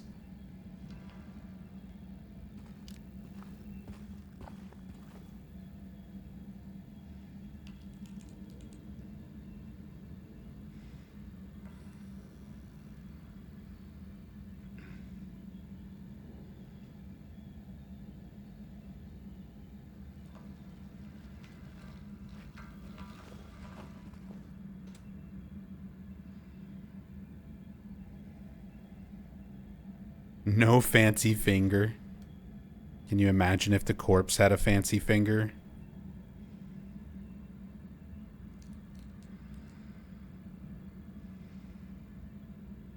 But I'm comparing some of these little details. Are they wearing the same shoes? They are. You can see there's some aspects of James here. He's got the same boots. He's got different clothes. He's got the same hair.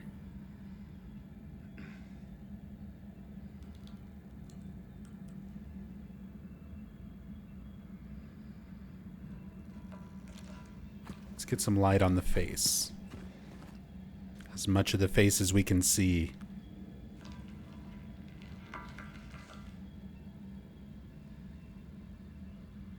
Oh, that's definitely a Luke Roberts nose.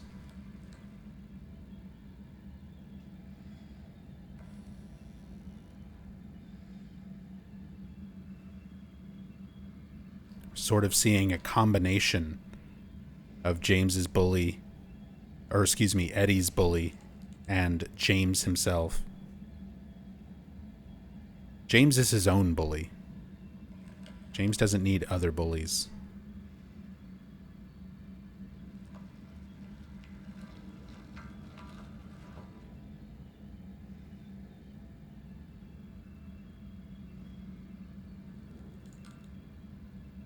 I think it probably is partially James because he can't help but envision it at this point.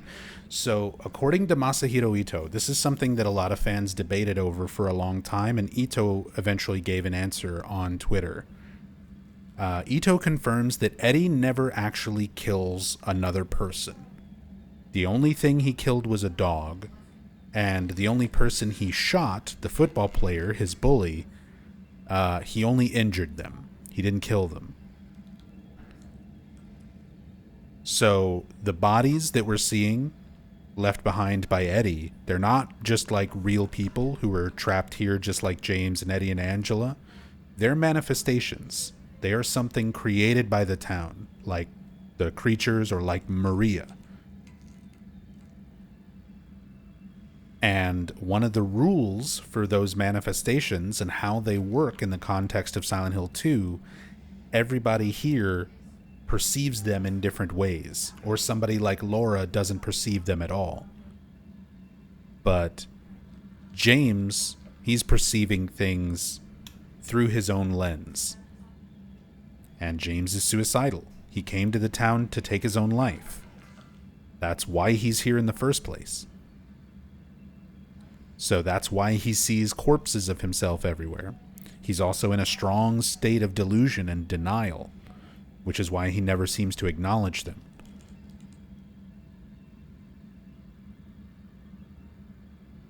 So it's like we're seeing the clothing of the person, the manifested bully tormenting Eddie.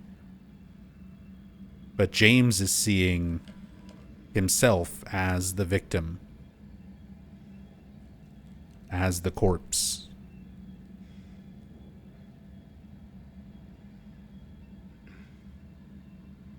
Oh, the like little bits of brain and everything. And then that sound that keeps playing from up above.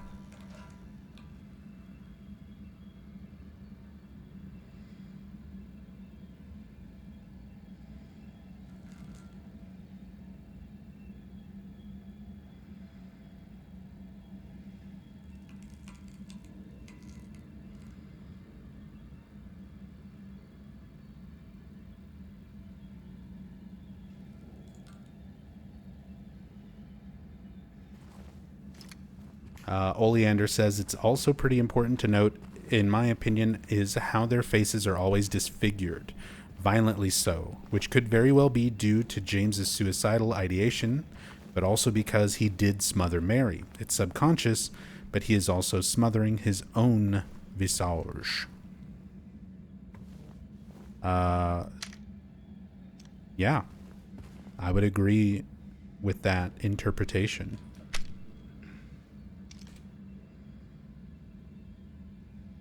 Even if not from like the literal covering of Mary's face to smother her, but James's delusion just being that strong, his attempt to sort of block out reality and the truth of what he's done, so much so that things in his mind are fuzzy. He's not accepting them at full, no pun intended, face value. So that aspect of a lot of what he's interpreting is likewise kind of blurred and smudged, disfigured, deformed.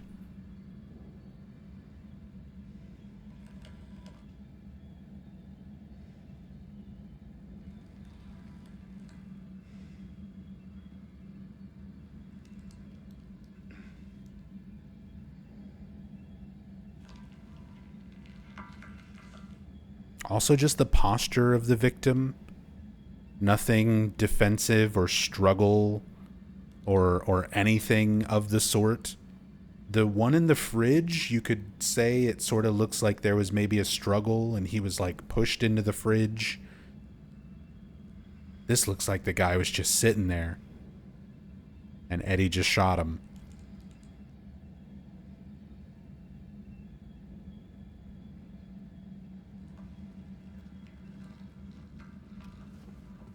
He was just sitting there eating pizza.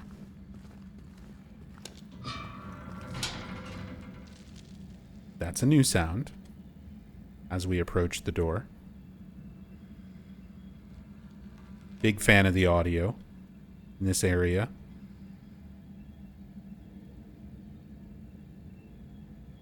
I love these moments of just like ambient sound. No music.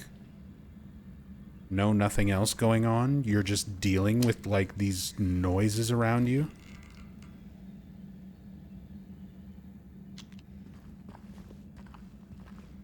And everything else is so quiet.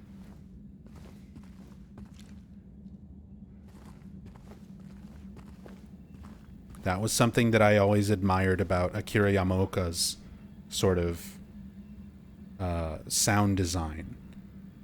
Was he has stated, yeah, Mr. Shy Potato, you beat me to it in chat. Yamaoka has stated silence is also a sound. He knew the importance of silence, of having no sound, no music, to emphasize other sounds, or to emphasize sort of the impact of an environment.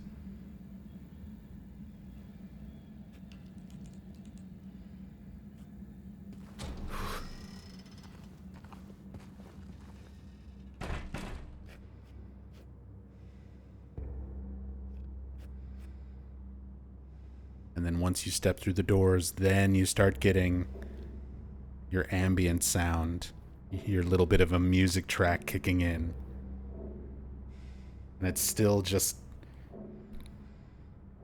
these sort of rhythmic, metallic bangs,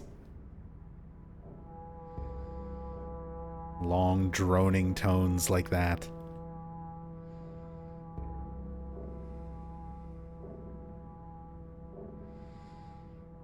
Religious imagery and iconography.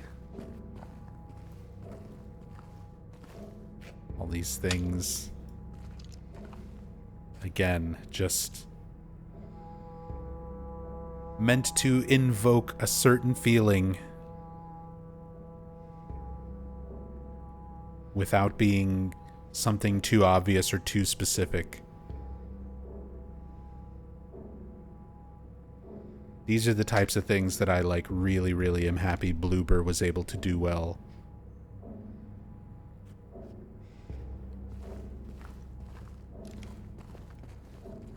Because that's the kind of thing you could make way too obvious. Too much symbolism, too much imagery, too much explaining of what you're looking at, or context for what you're looking at, as opposed to just, here's something in the environment. You're going to see it and you're going to feel one way about it, but beyond that, it's entirely up to you as an individual to interpret it, give it meaning. Ducky, was it mentioned yet who's handling the Silent Hill 1 remake? Bloober team is at it again.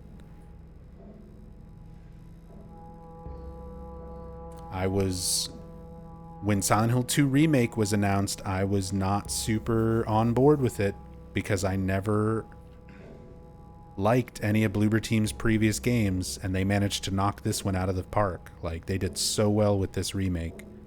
Again, it's not perfect, it's got its flaws, but overall, it's a damn good game.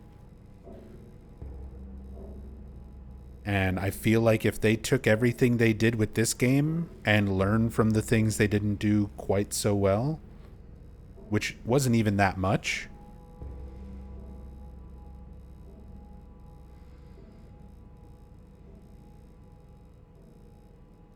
now I'm really looking forward to Silent Hill 1. We get our new ammo type for our next weapon, the rifle. The Owl. 20 rifle cartridges.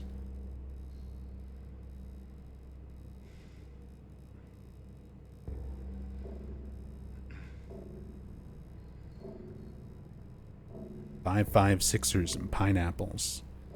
XP193. Owl rifle ammunition designed specifically with deer hunter in mind. Continues the tradition of legendary excellence with a proprietary bonding process that delivers long-range accuracy with massive power. Warning, keep out of reach of children. Proudly loaded in the USA by American workers.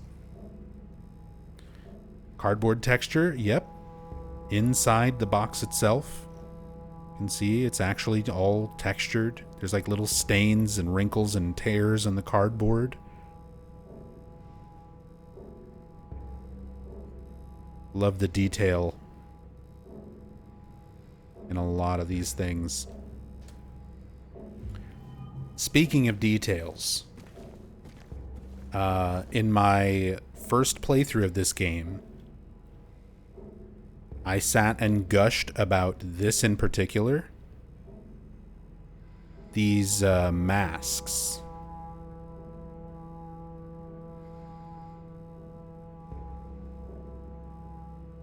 The fact that they have these masks in this room. So, these masks are in the original Silent Hill 2, but chances are you've never seen them, even if you've played Silent Hill 2 a million times, because Silent Hill 2 has static camera angles in this room, meaning you don't get to adjust your camera to look at this wall unless you're using a cam hack or a first-person view mod. Go and watch my first-person view playthrough of OG Silent Hill 2 and compare this room to how it looks in Remake. These masks are there. They are part of the environment in the original Silent Hill 2, but you do not see them ever with the default camera of that game. It's something that you have to look at either through a cam hack, a first-person mod, or an environmental viewer. And the fact that Bloober actually took the time to include this detail of something that most players wouldn't even know existed in the original, that's some dedication. The fact that they included things that you don't even normally see that were there.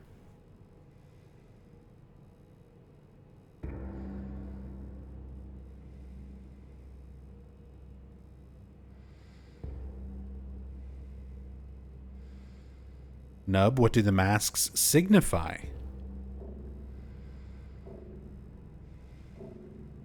As Masahiro Ito often says, I'll leave it to your imagination. We don't know what they signify. We don't know what they represent. Again, there's something that had no text. It was something that you didn't even see in the original game without some sort of a view hack.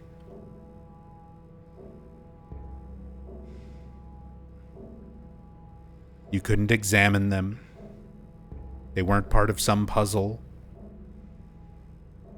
They're just a bit of unsettling imagery.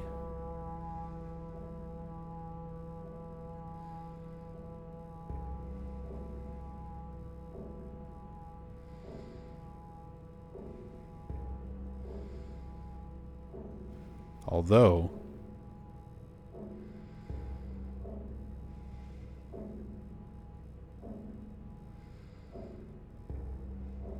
do we have... No, it's not James's face. It's not Eddie's face. It doesn't look like Mary or Maria's face. The lips do look a bit more feminine, maybe. It's honestly kind of hard to tell.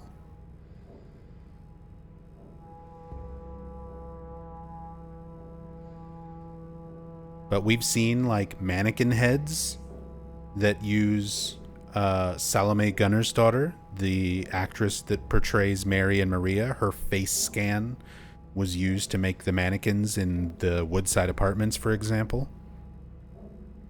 So, like, we would recognize those features. It's definitely not her. It's not Luke. There's too much curvature on the nose. The nostrils are a different shape. The lips are a different shape. The chin is too shallow. It doesn't look like any of our main characters. They're just creepy faces, creepy masks.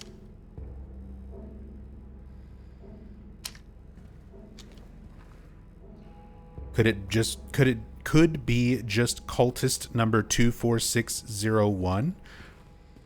Although, since you say cultist, could be Jennifer Carroll. I'm going to have to try and compare the masks to her monument in Rosewater at some point. Because we do have references of a cult member who was kept in this prison.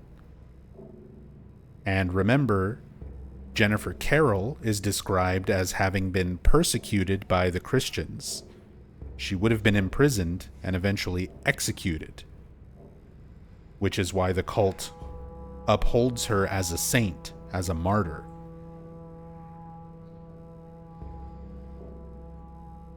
So they could be representations of Jennifer Carroll.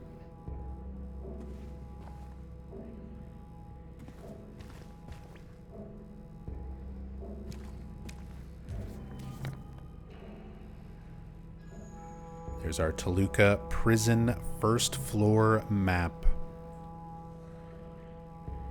Very different layout compared to the original. A lot of areas in the remake have kind of been somewhat similar or reminiscent of their original counterpart. The prison is like a totally different, totally new beast.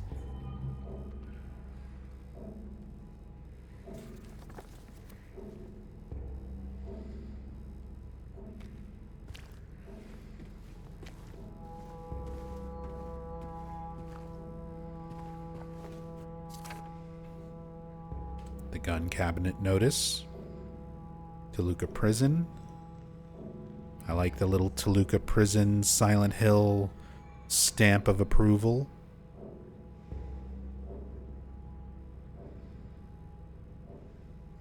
What even is that emblem? What am I looking at?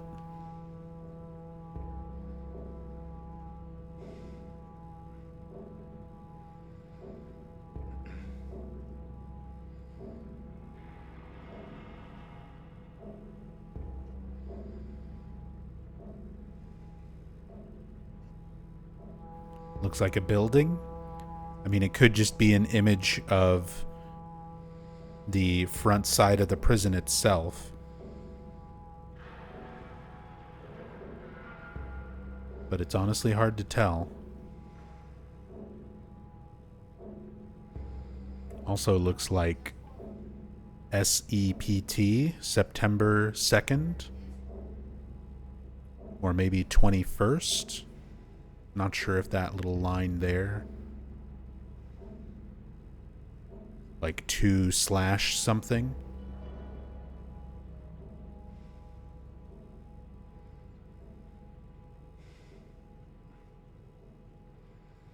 And then a T or an F maybe. A K-N-E-R, Faulkner.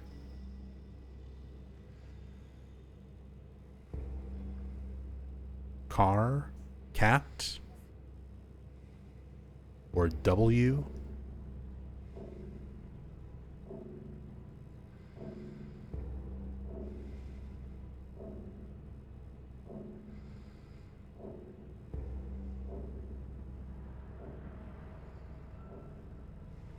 They still haven't found him. Since he had the cabinet key, we should assume one of the other prisoners got his hands on it. Get the spare from the visitor's checkpoint, and secure the rifle before it falls into the wrong hands.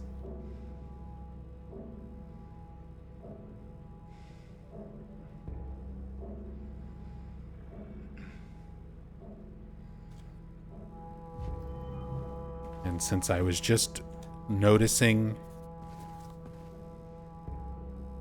the dirt on James's fingernails, let's take another look at James. Oh, yeah. We definitely have a different model again. His model's been changed. His stubble is more pronounced. the bruising around his eyes is more noticeable. I know it looks a little silly here with this particular frame that I stopped it on.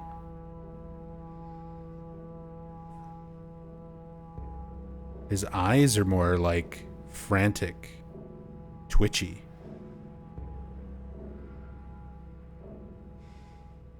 Little twitches in his mouth and parts of his face now too.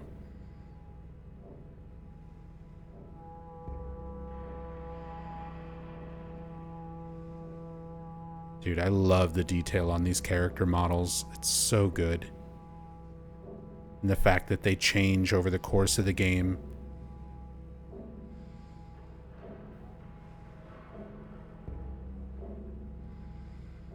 The sweat stain. His shirt is like stained with the sweat from everything he's been doing now. There's dirt and grime all over his pants.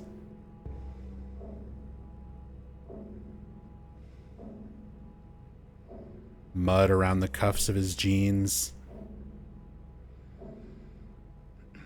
Specifically, yeah, his knees and around the bottoms where he's been crawling, jumping down holes and landing.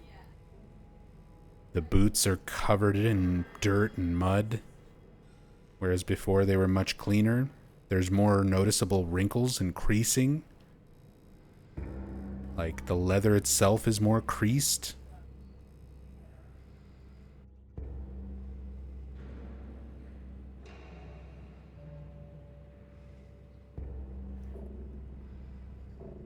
Dirt under the fingernails on both hands now.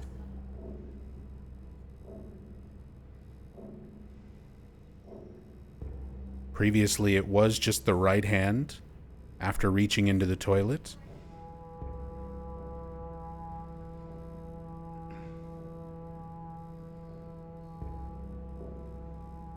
But both hands are dirty now. You can still see the imprint of his wedding ring, his missing ring. It's been there since the very start. Palms are also noticeably dirty now. All the stuff that he's been grabbing and pushing, landing on the ground, pushing himself up.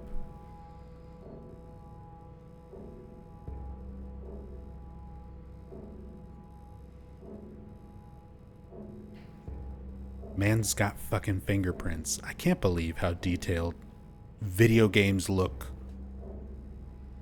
these days. I know that's gonna make me sound very old, but I remember when video games were little 8-bit sprites on a CRT TV, not even like remotely resembling a person. Now this dude has fucking fingerprints. Loose and stray facial hairs. Like, never in my wildest imagination did I think that graphics and visuals for games would look like this when I was a kid. When I was a teen. Just growing up in general.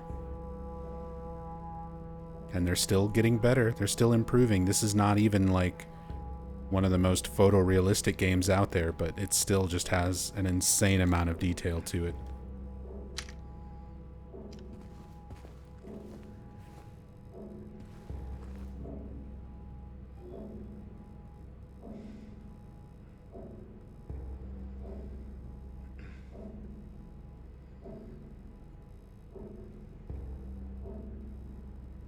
Hey Nub, I think you're onto something with the Jennifer Carroll masks. I went back and tried to gauge if it was her from your previous video, and it's very possible from the hooded statue that we met Angela at. Yep, that's Jennifer.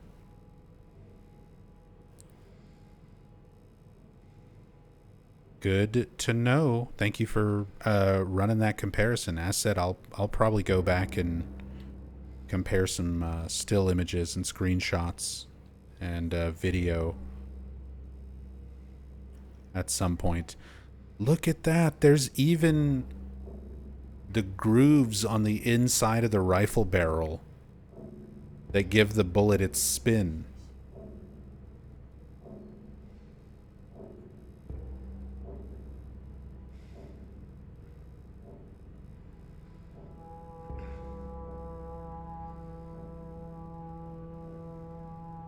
The texture and everything on the grip.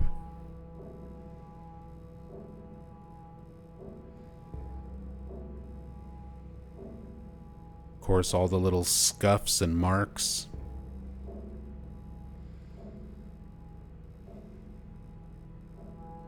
Places where the metal has been worn, where people touch it, reload it more often.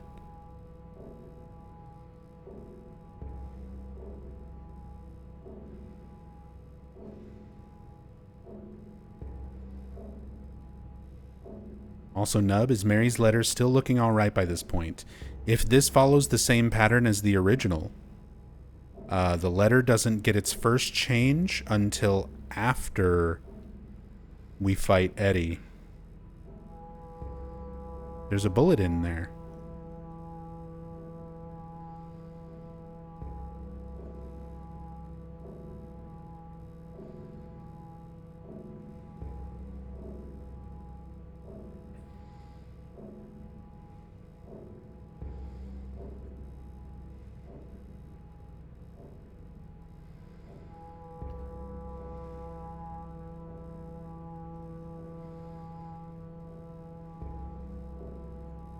It's not where a bullet would go in this type of rifle.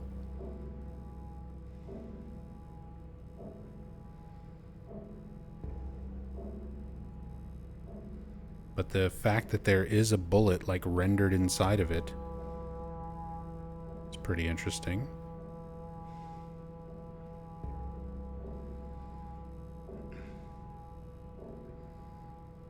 Hollow tip.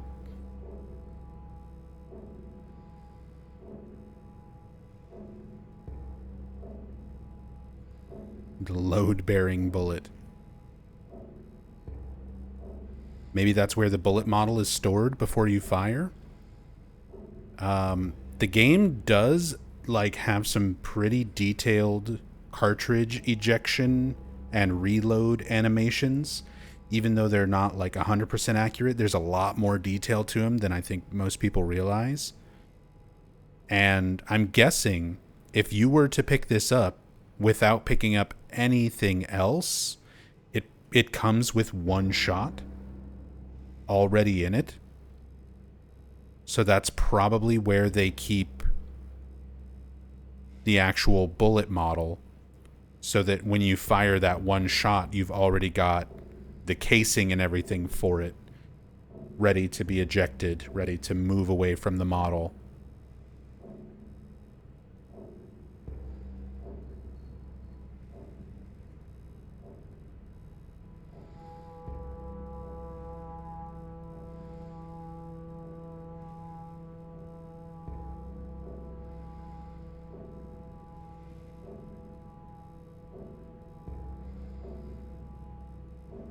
Then we've got another box of owl and some crow, buckshot, some more shotgun ammo.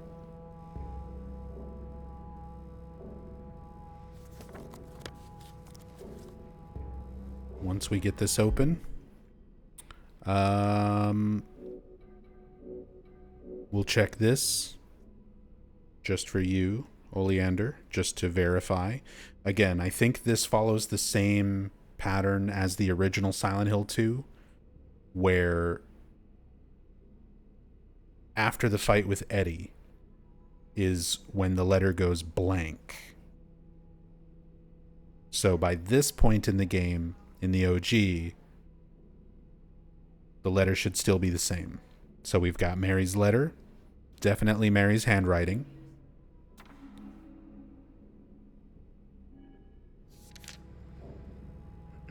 And the text is still there.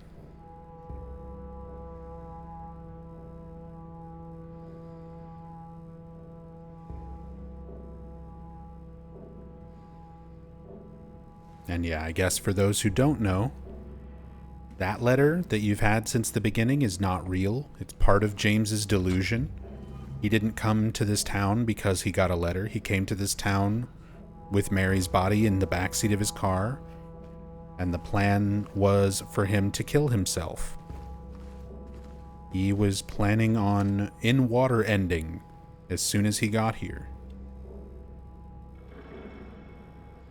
But the delusion took hold through his own psychosis or the interference from the town's power, combination of both, perhaps.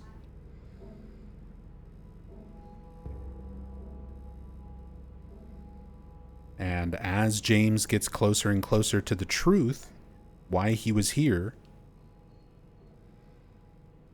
that letter stops existing bit by bit. First, the writing disappears and it's just a blank sheet of paper. Then the paper disappears and it's just an empty envelope. And finally, the envelope disappears. After we fight the two pyramid heads, the whole thing is gone. So the content in the letter is also fake. No.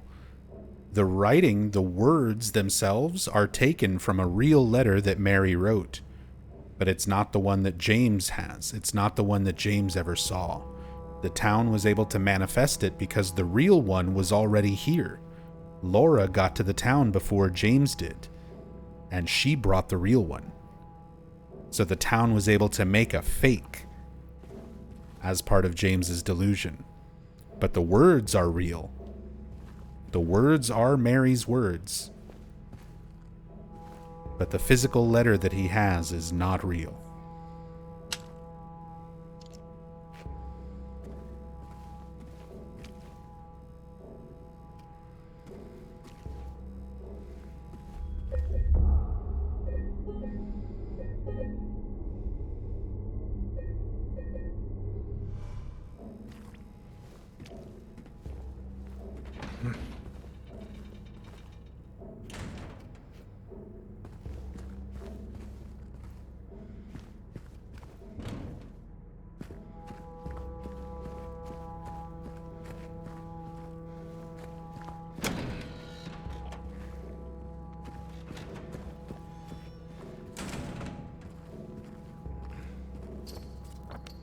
And of course, the cross,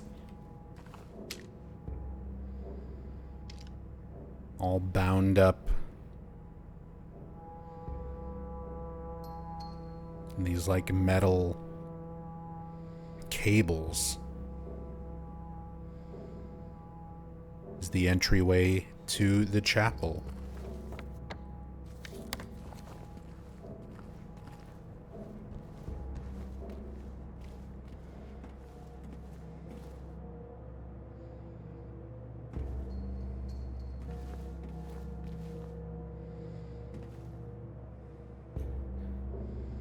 Just look at some of the way the imagery here looks. Looks like a confession booth. Confessional. But you've got these like torture devices as part of it. Straps for your wrists. You put your hands in there, and the weights are lowered down onto them to press your hands into the spikes. Your ankles are bound, and you're forced to stand on a bed of nails while you confess.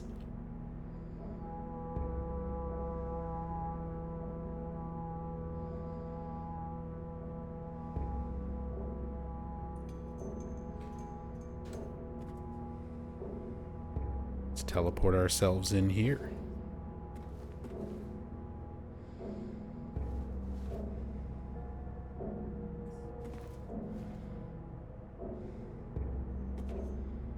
Do you forgive? Nice Silent Hill 3 reference.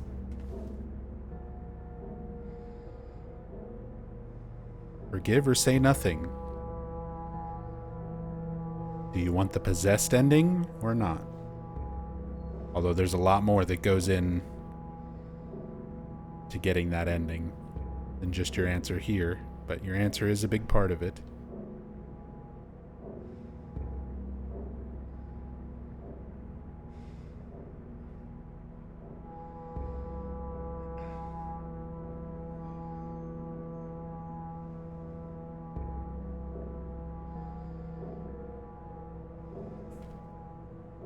It also makes me think of Homecoming.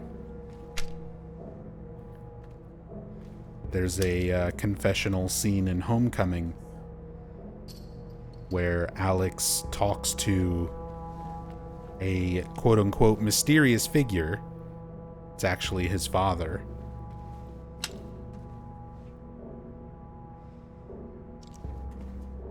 In a confessional in the church area near the end of the game.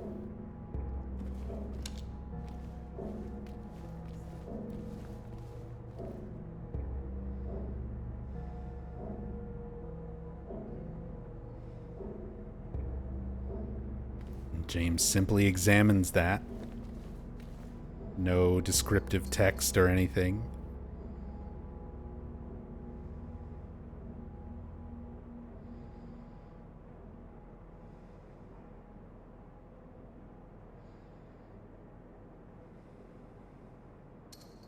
Just guys being dudes. Wearing cones on their heads.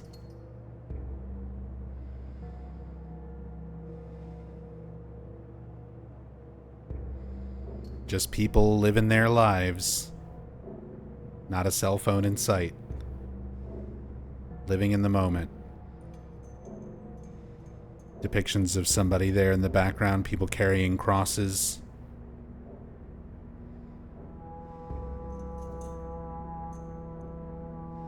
Figure of a cloaked woman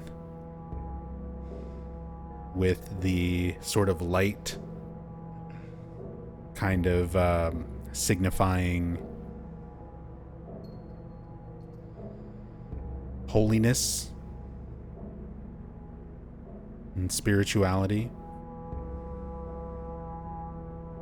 We actually see some similar imagery in Silent Hill F. One of the bosses, what I assume will be a boss, one of the creatures has these sort of depictions from classical artwork of light emitting from the head.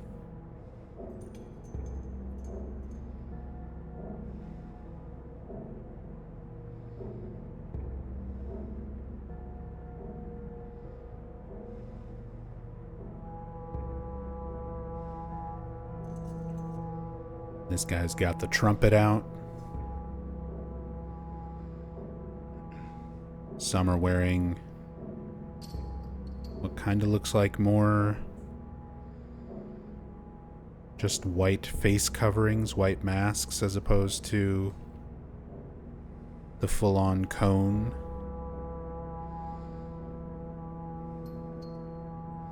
Spanish Catholicism goes hard. Yeah. Also, trying to get the lighting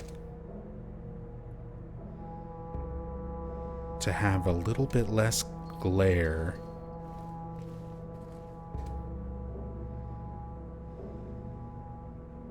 That's a pretty decent shot right there. And I want to see if this is a real painting. So let me try reverse searching this.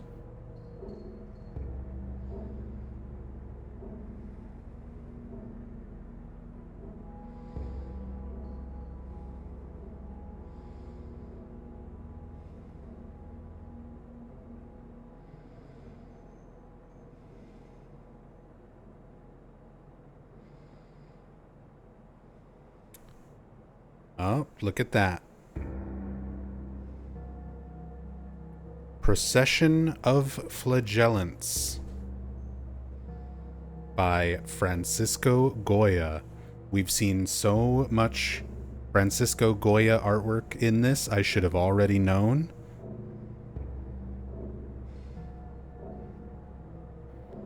But this is Procession of Flagellants by Francisco Goya, 1793. A somber religious procession where men dressed in white with pointed hats are whipping their backs in penitence. This was a common practice in Spain at the time, and Goya uses it to represent the violence and madness of the Spanish War of Independence.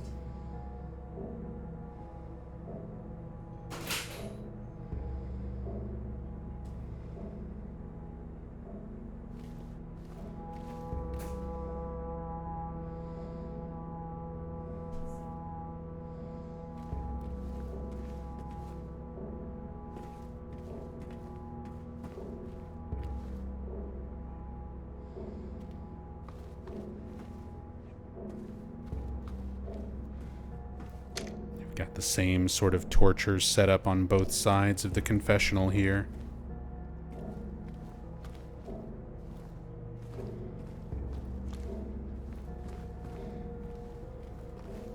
Even all of the pews.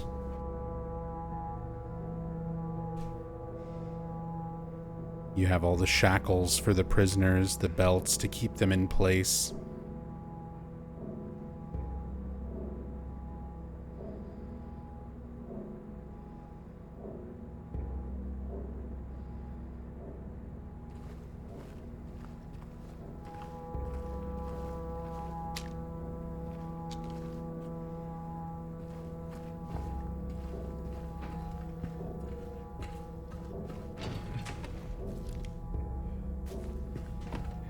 Check out that in just a bit. Let's make sure and get our first weight with the scales puzzle. Heaviest weight. No fancy pinky for this.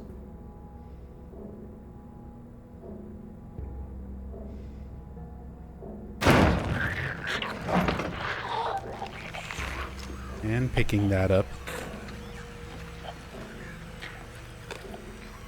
spawns an enemy in.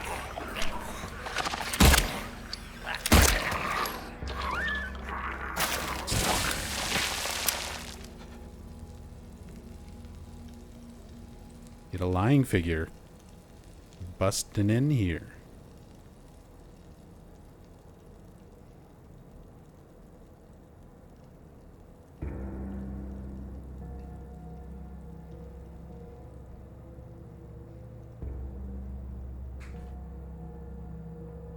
Texture there. Wasn't sure if that was supposed to be like a painting or an image, but I think it's just like decorative cloth, tablecloth on top.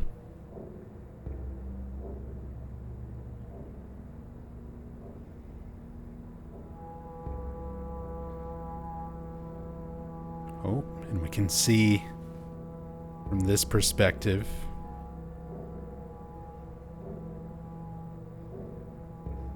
all the doors and lights and everything that are rendered out of bounds currently. The little segment of the prison where we are.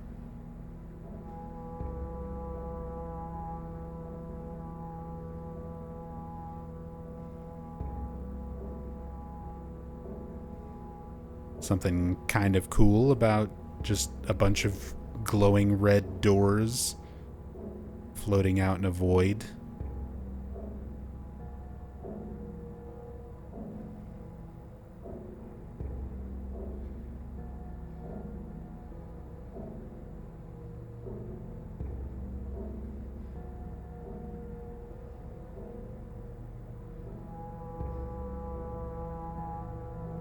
And even the statue itself rendered in. The scales are all rendered in, just not the environments. What if those void doors are interactable? Oh, they are. If I teleport James in front of any of this, it will just spawn in the environment around it. Everything that's loaded in is based on the player location. So once I change the coordinates for the player location, like let's go in front of this door here, right? So I just moved James to this position. So now everything around here is rendered.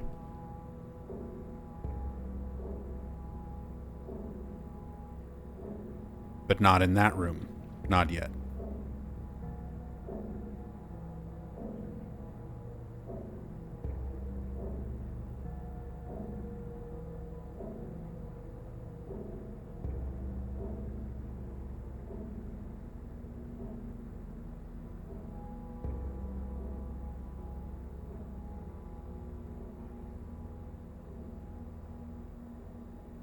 So here's the cafeteria.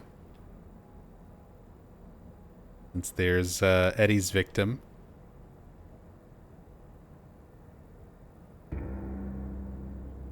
So if we move back here, you can see it reloads this area.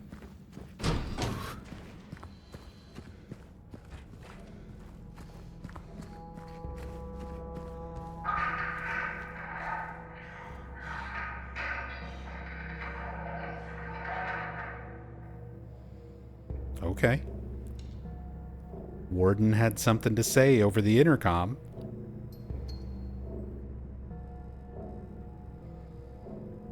Wonderful audio. I said I love the audio design, the sound design in this area.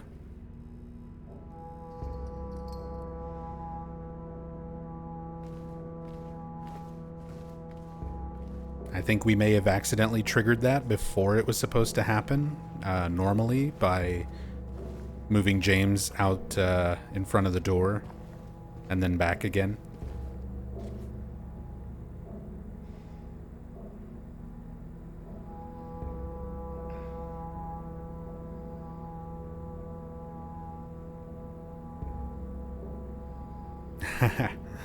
And here's the trapdoor with the melted wax doll and horseshoe from the original Silent Hill 2. This will be a little remnant of the past, a little flashback to the OG. And I love the way they display this. The horseshoe itself is not stuck into the wax the way that it was in the original that allowed you to pull the door open. Instead, you just see it laying off to the side with a bunch of melted wax because, like, that is how it would work realistically. Like, this would not work. The way that you solve this in the original is not something that would really work. And Bloober kind of acknowledges that in the way they present this little set piece. Very clever.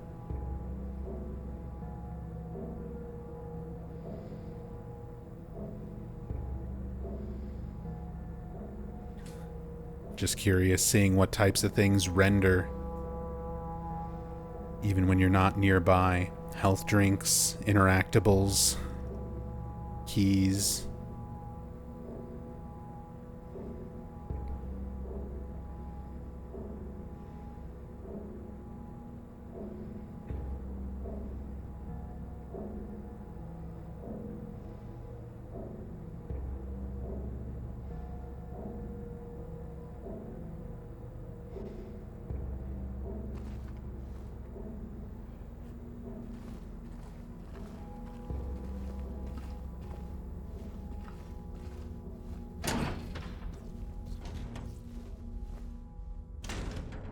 What kind of books did they have here?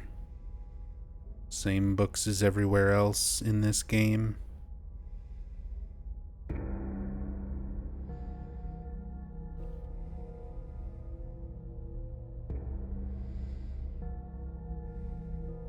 Looks like it.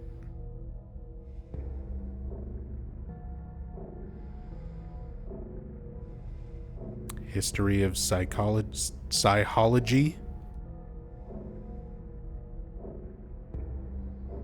Not psychology, psychology.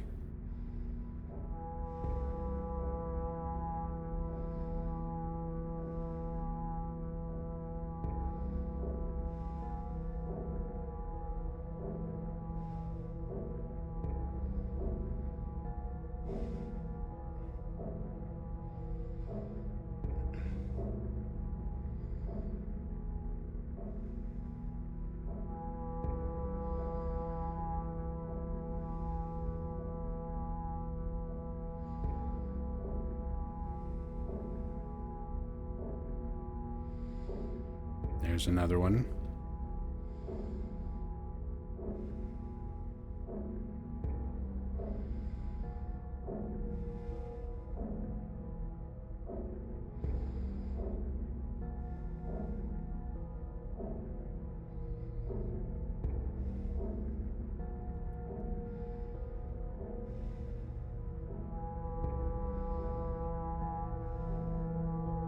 Statue of a praying cloaked figure.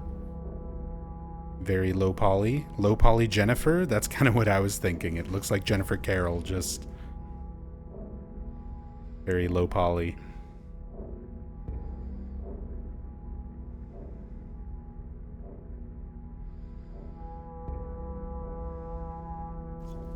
Could also be a depiction of Virgin Mary, which, considering all the other Christian, Catholic imagery and setting,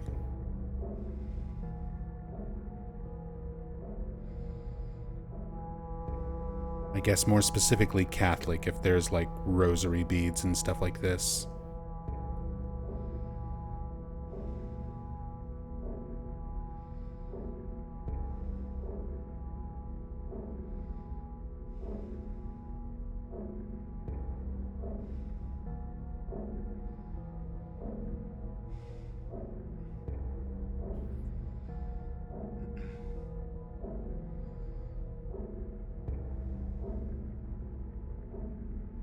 O Mary, it is Mary, conceived without sin, pray for us who have recourse to thee.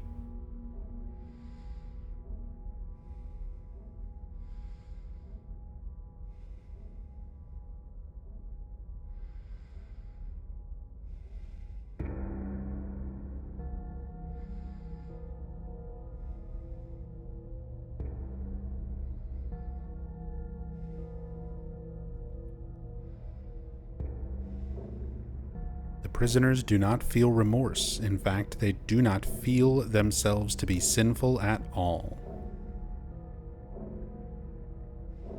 I like how they started to write and then scratched it out, and it's basically the same thing, even T, and then scratched out, and then even the simplest of them will try to shield themselves from the Lord's gaze with what little words they know, and so they dream blissfully, the sinners that they are.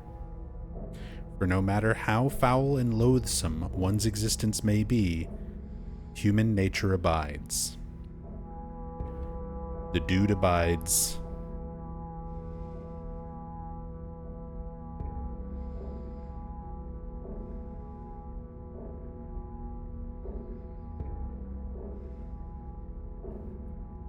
And you can see the ink bleeding through from the back part of the page. Like, you can almost make out some of this. In reverse, that would be the sinners.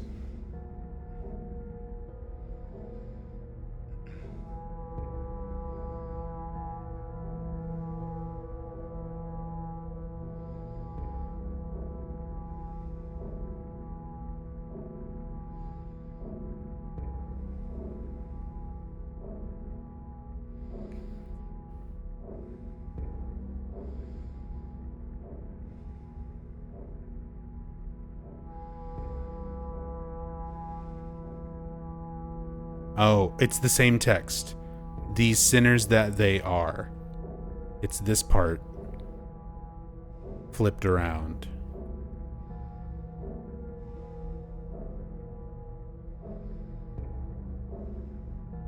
It's repositioned to make it look like it's different words. But yeah, they just copied what's on the page, faded it, and flipped it to make it look like it's part of the other side of the page.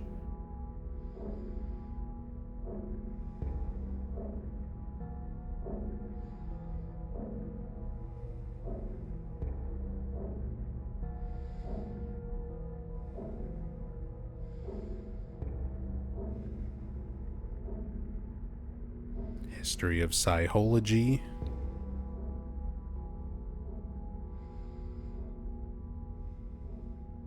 Hey, Temporal Fry. Hope you're doing well tonight.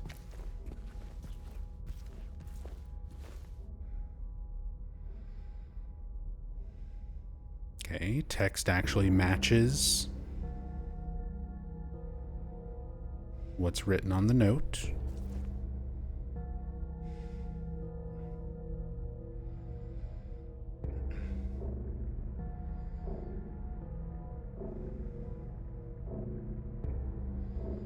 Smoking pipe.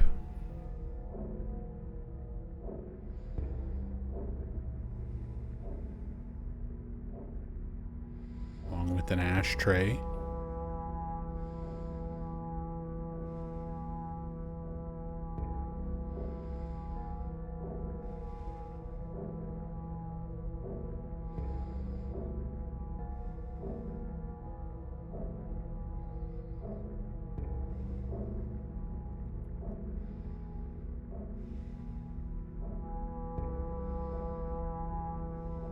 See if we can see anything on the papers and all this stuff scattered everywhere, but I don't think there's any legible details.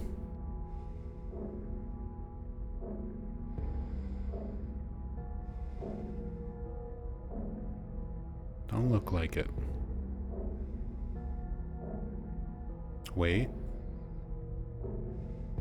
Is that the pierogi recipe book? Just with a really messed up cover. That kind of looks like the plate on the pierogi recipe book that we saw in some other places.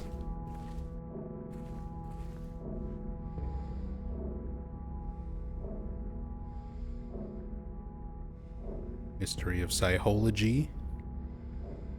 We got plenty of copies of that here.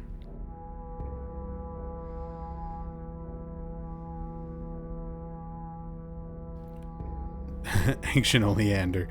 Unholy pierogi. That sounds like it should be like a Polish death metal band. Unholy pierogi.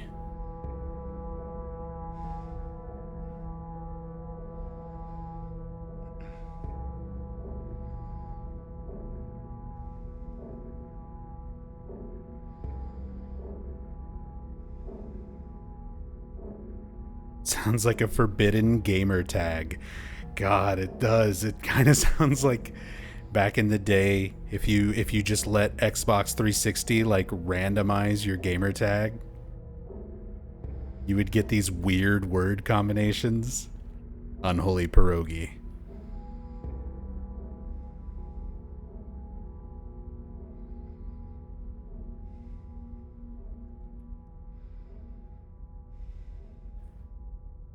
Pierogi, they're actually really good. I don't think I've ever had pierogies. We found a recipe book in the game's environments because I know it's a staple food for Poland. So Bloober has a lot of distinctly Polish references and things in the environments. So I understand why they put that in here.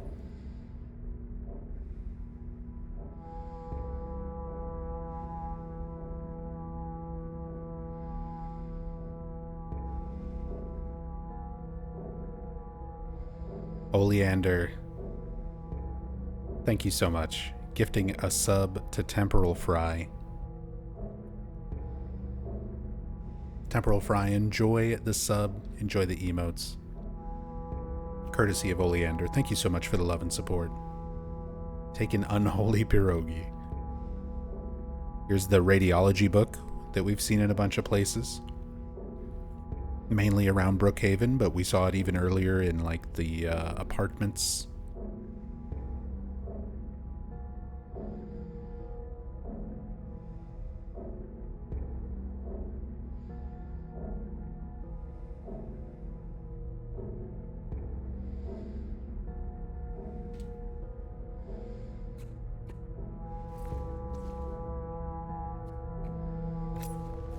Give me that dirty syringe. Jam that into myself later.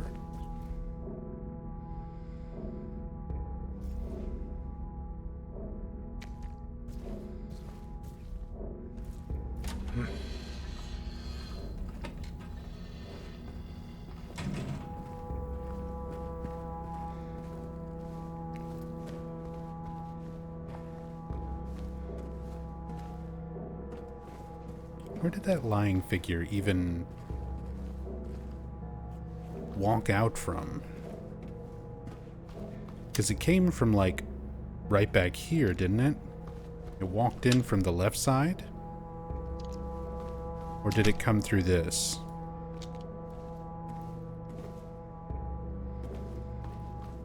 I think they spawned it in this like little back corner.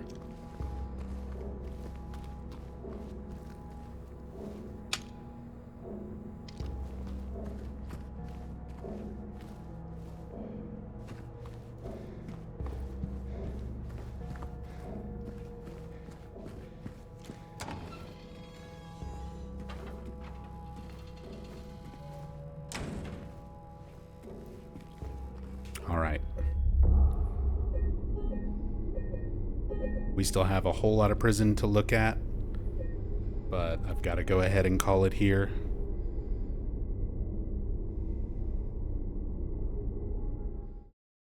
So we will get to the rest of this tomorrow night.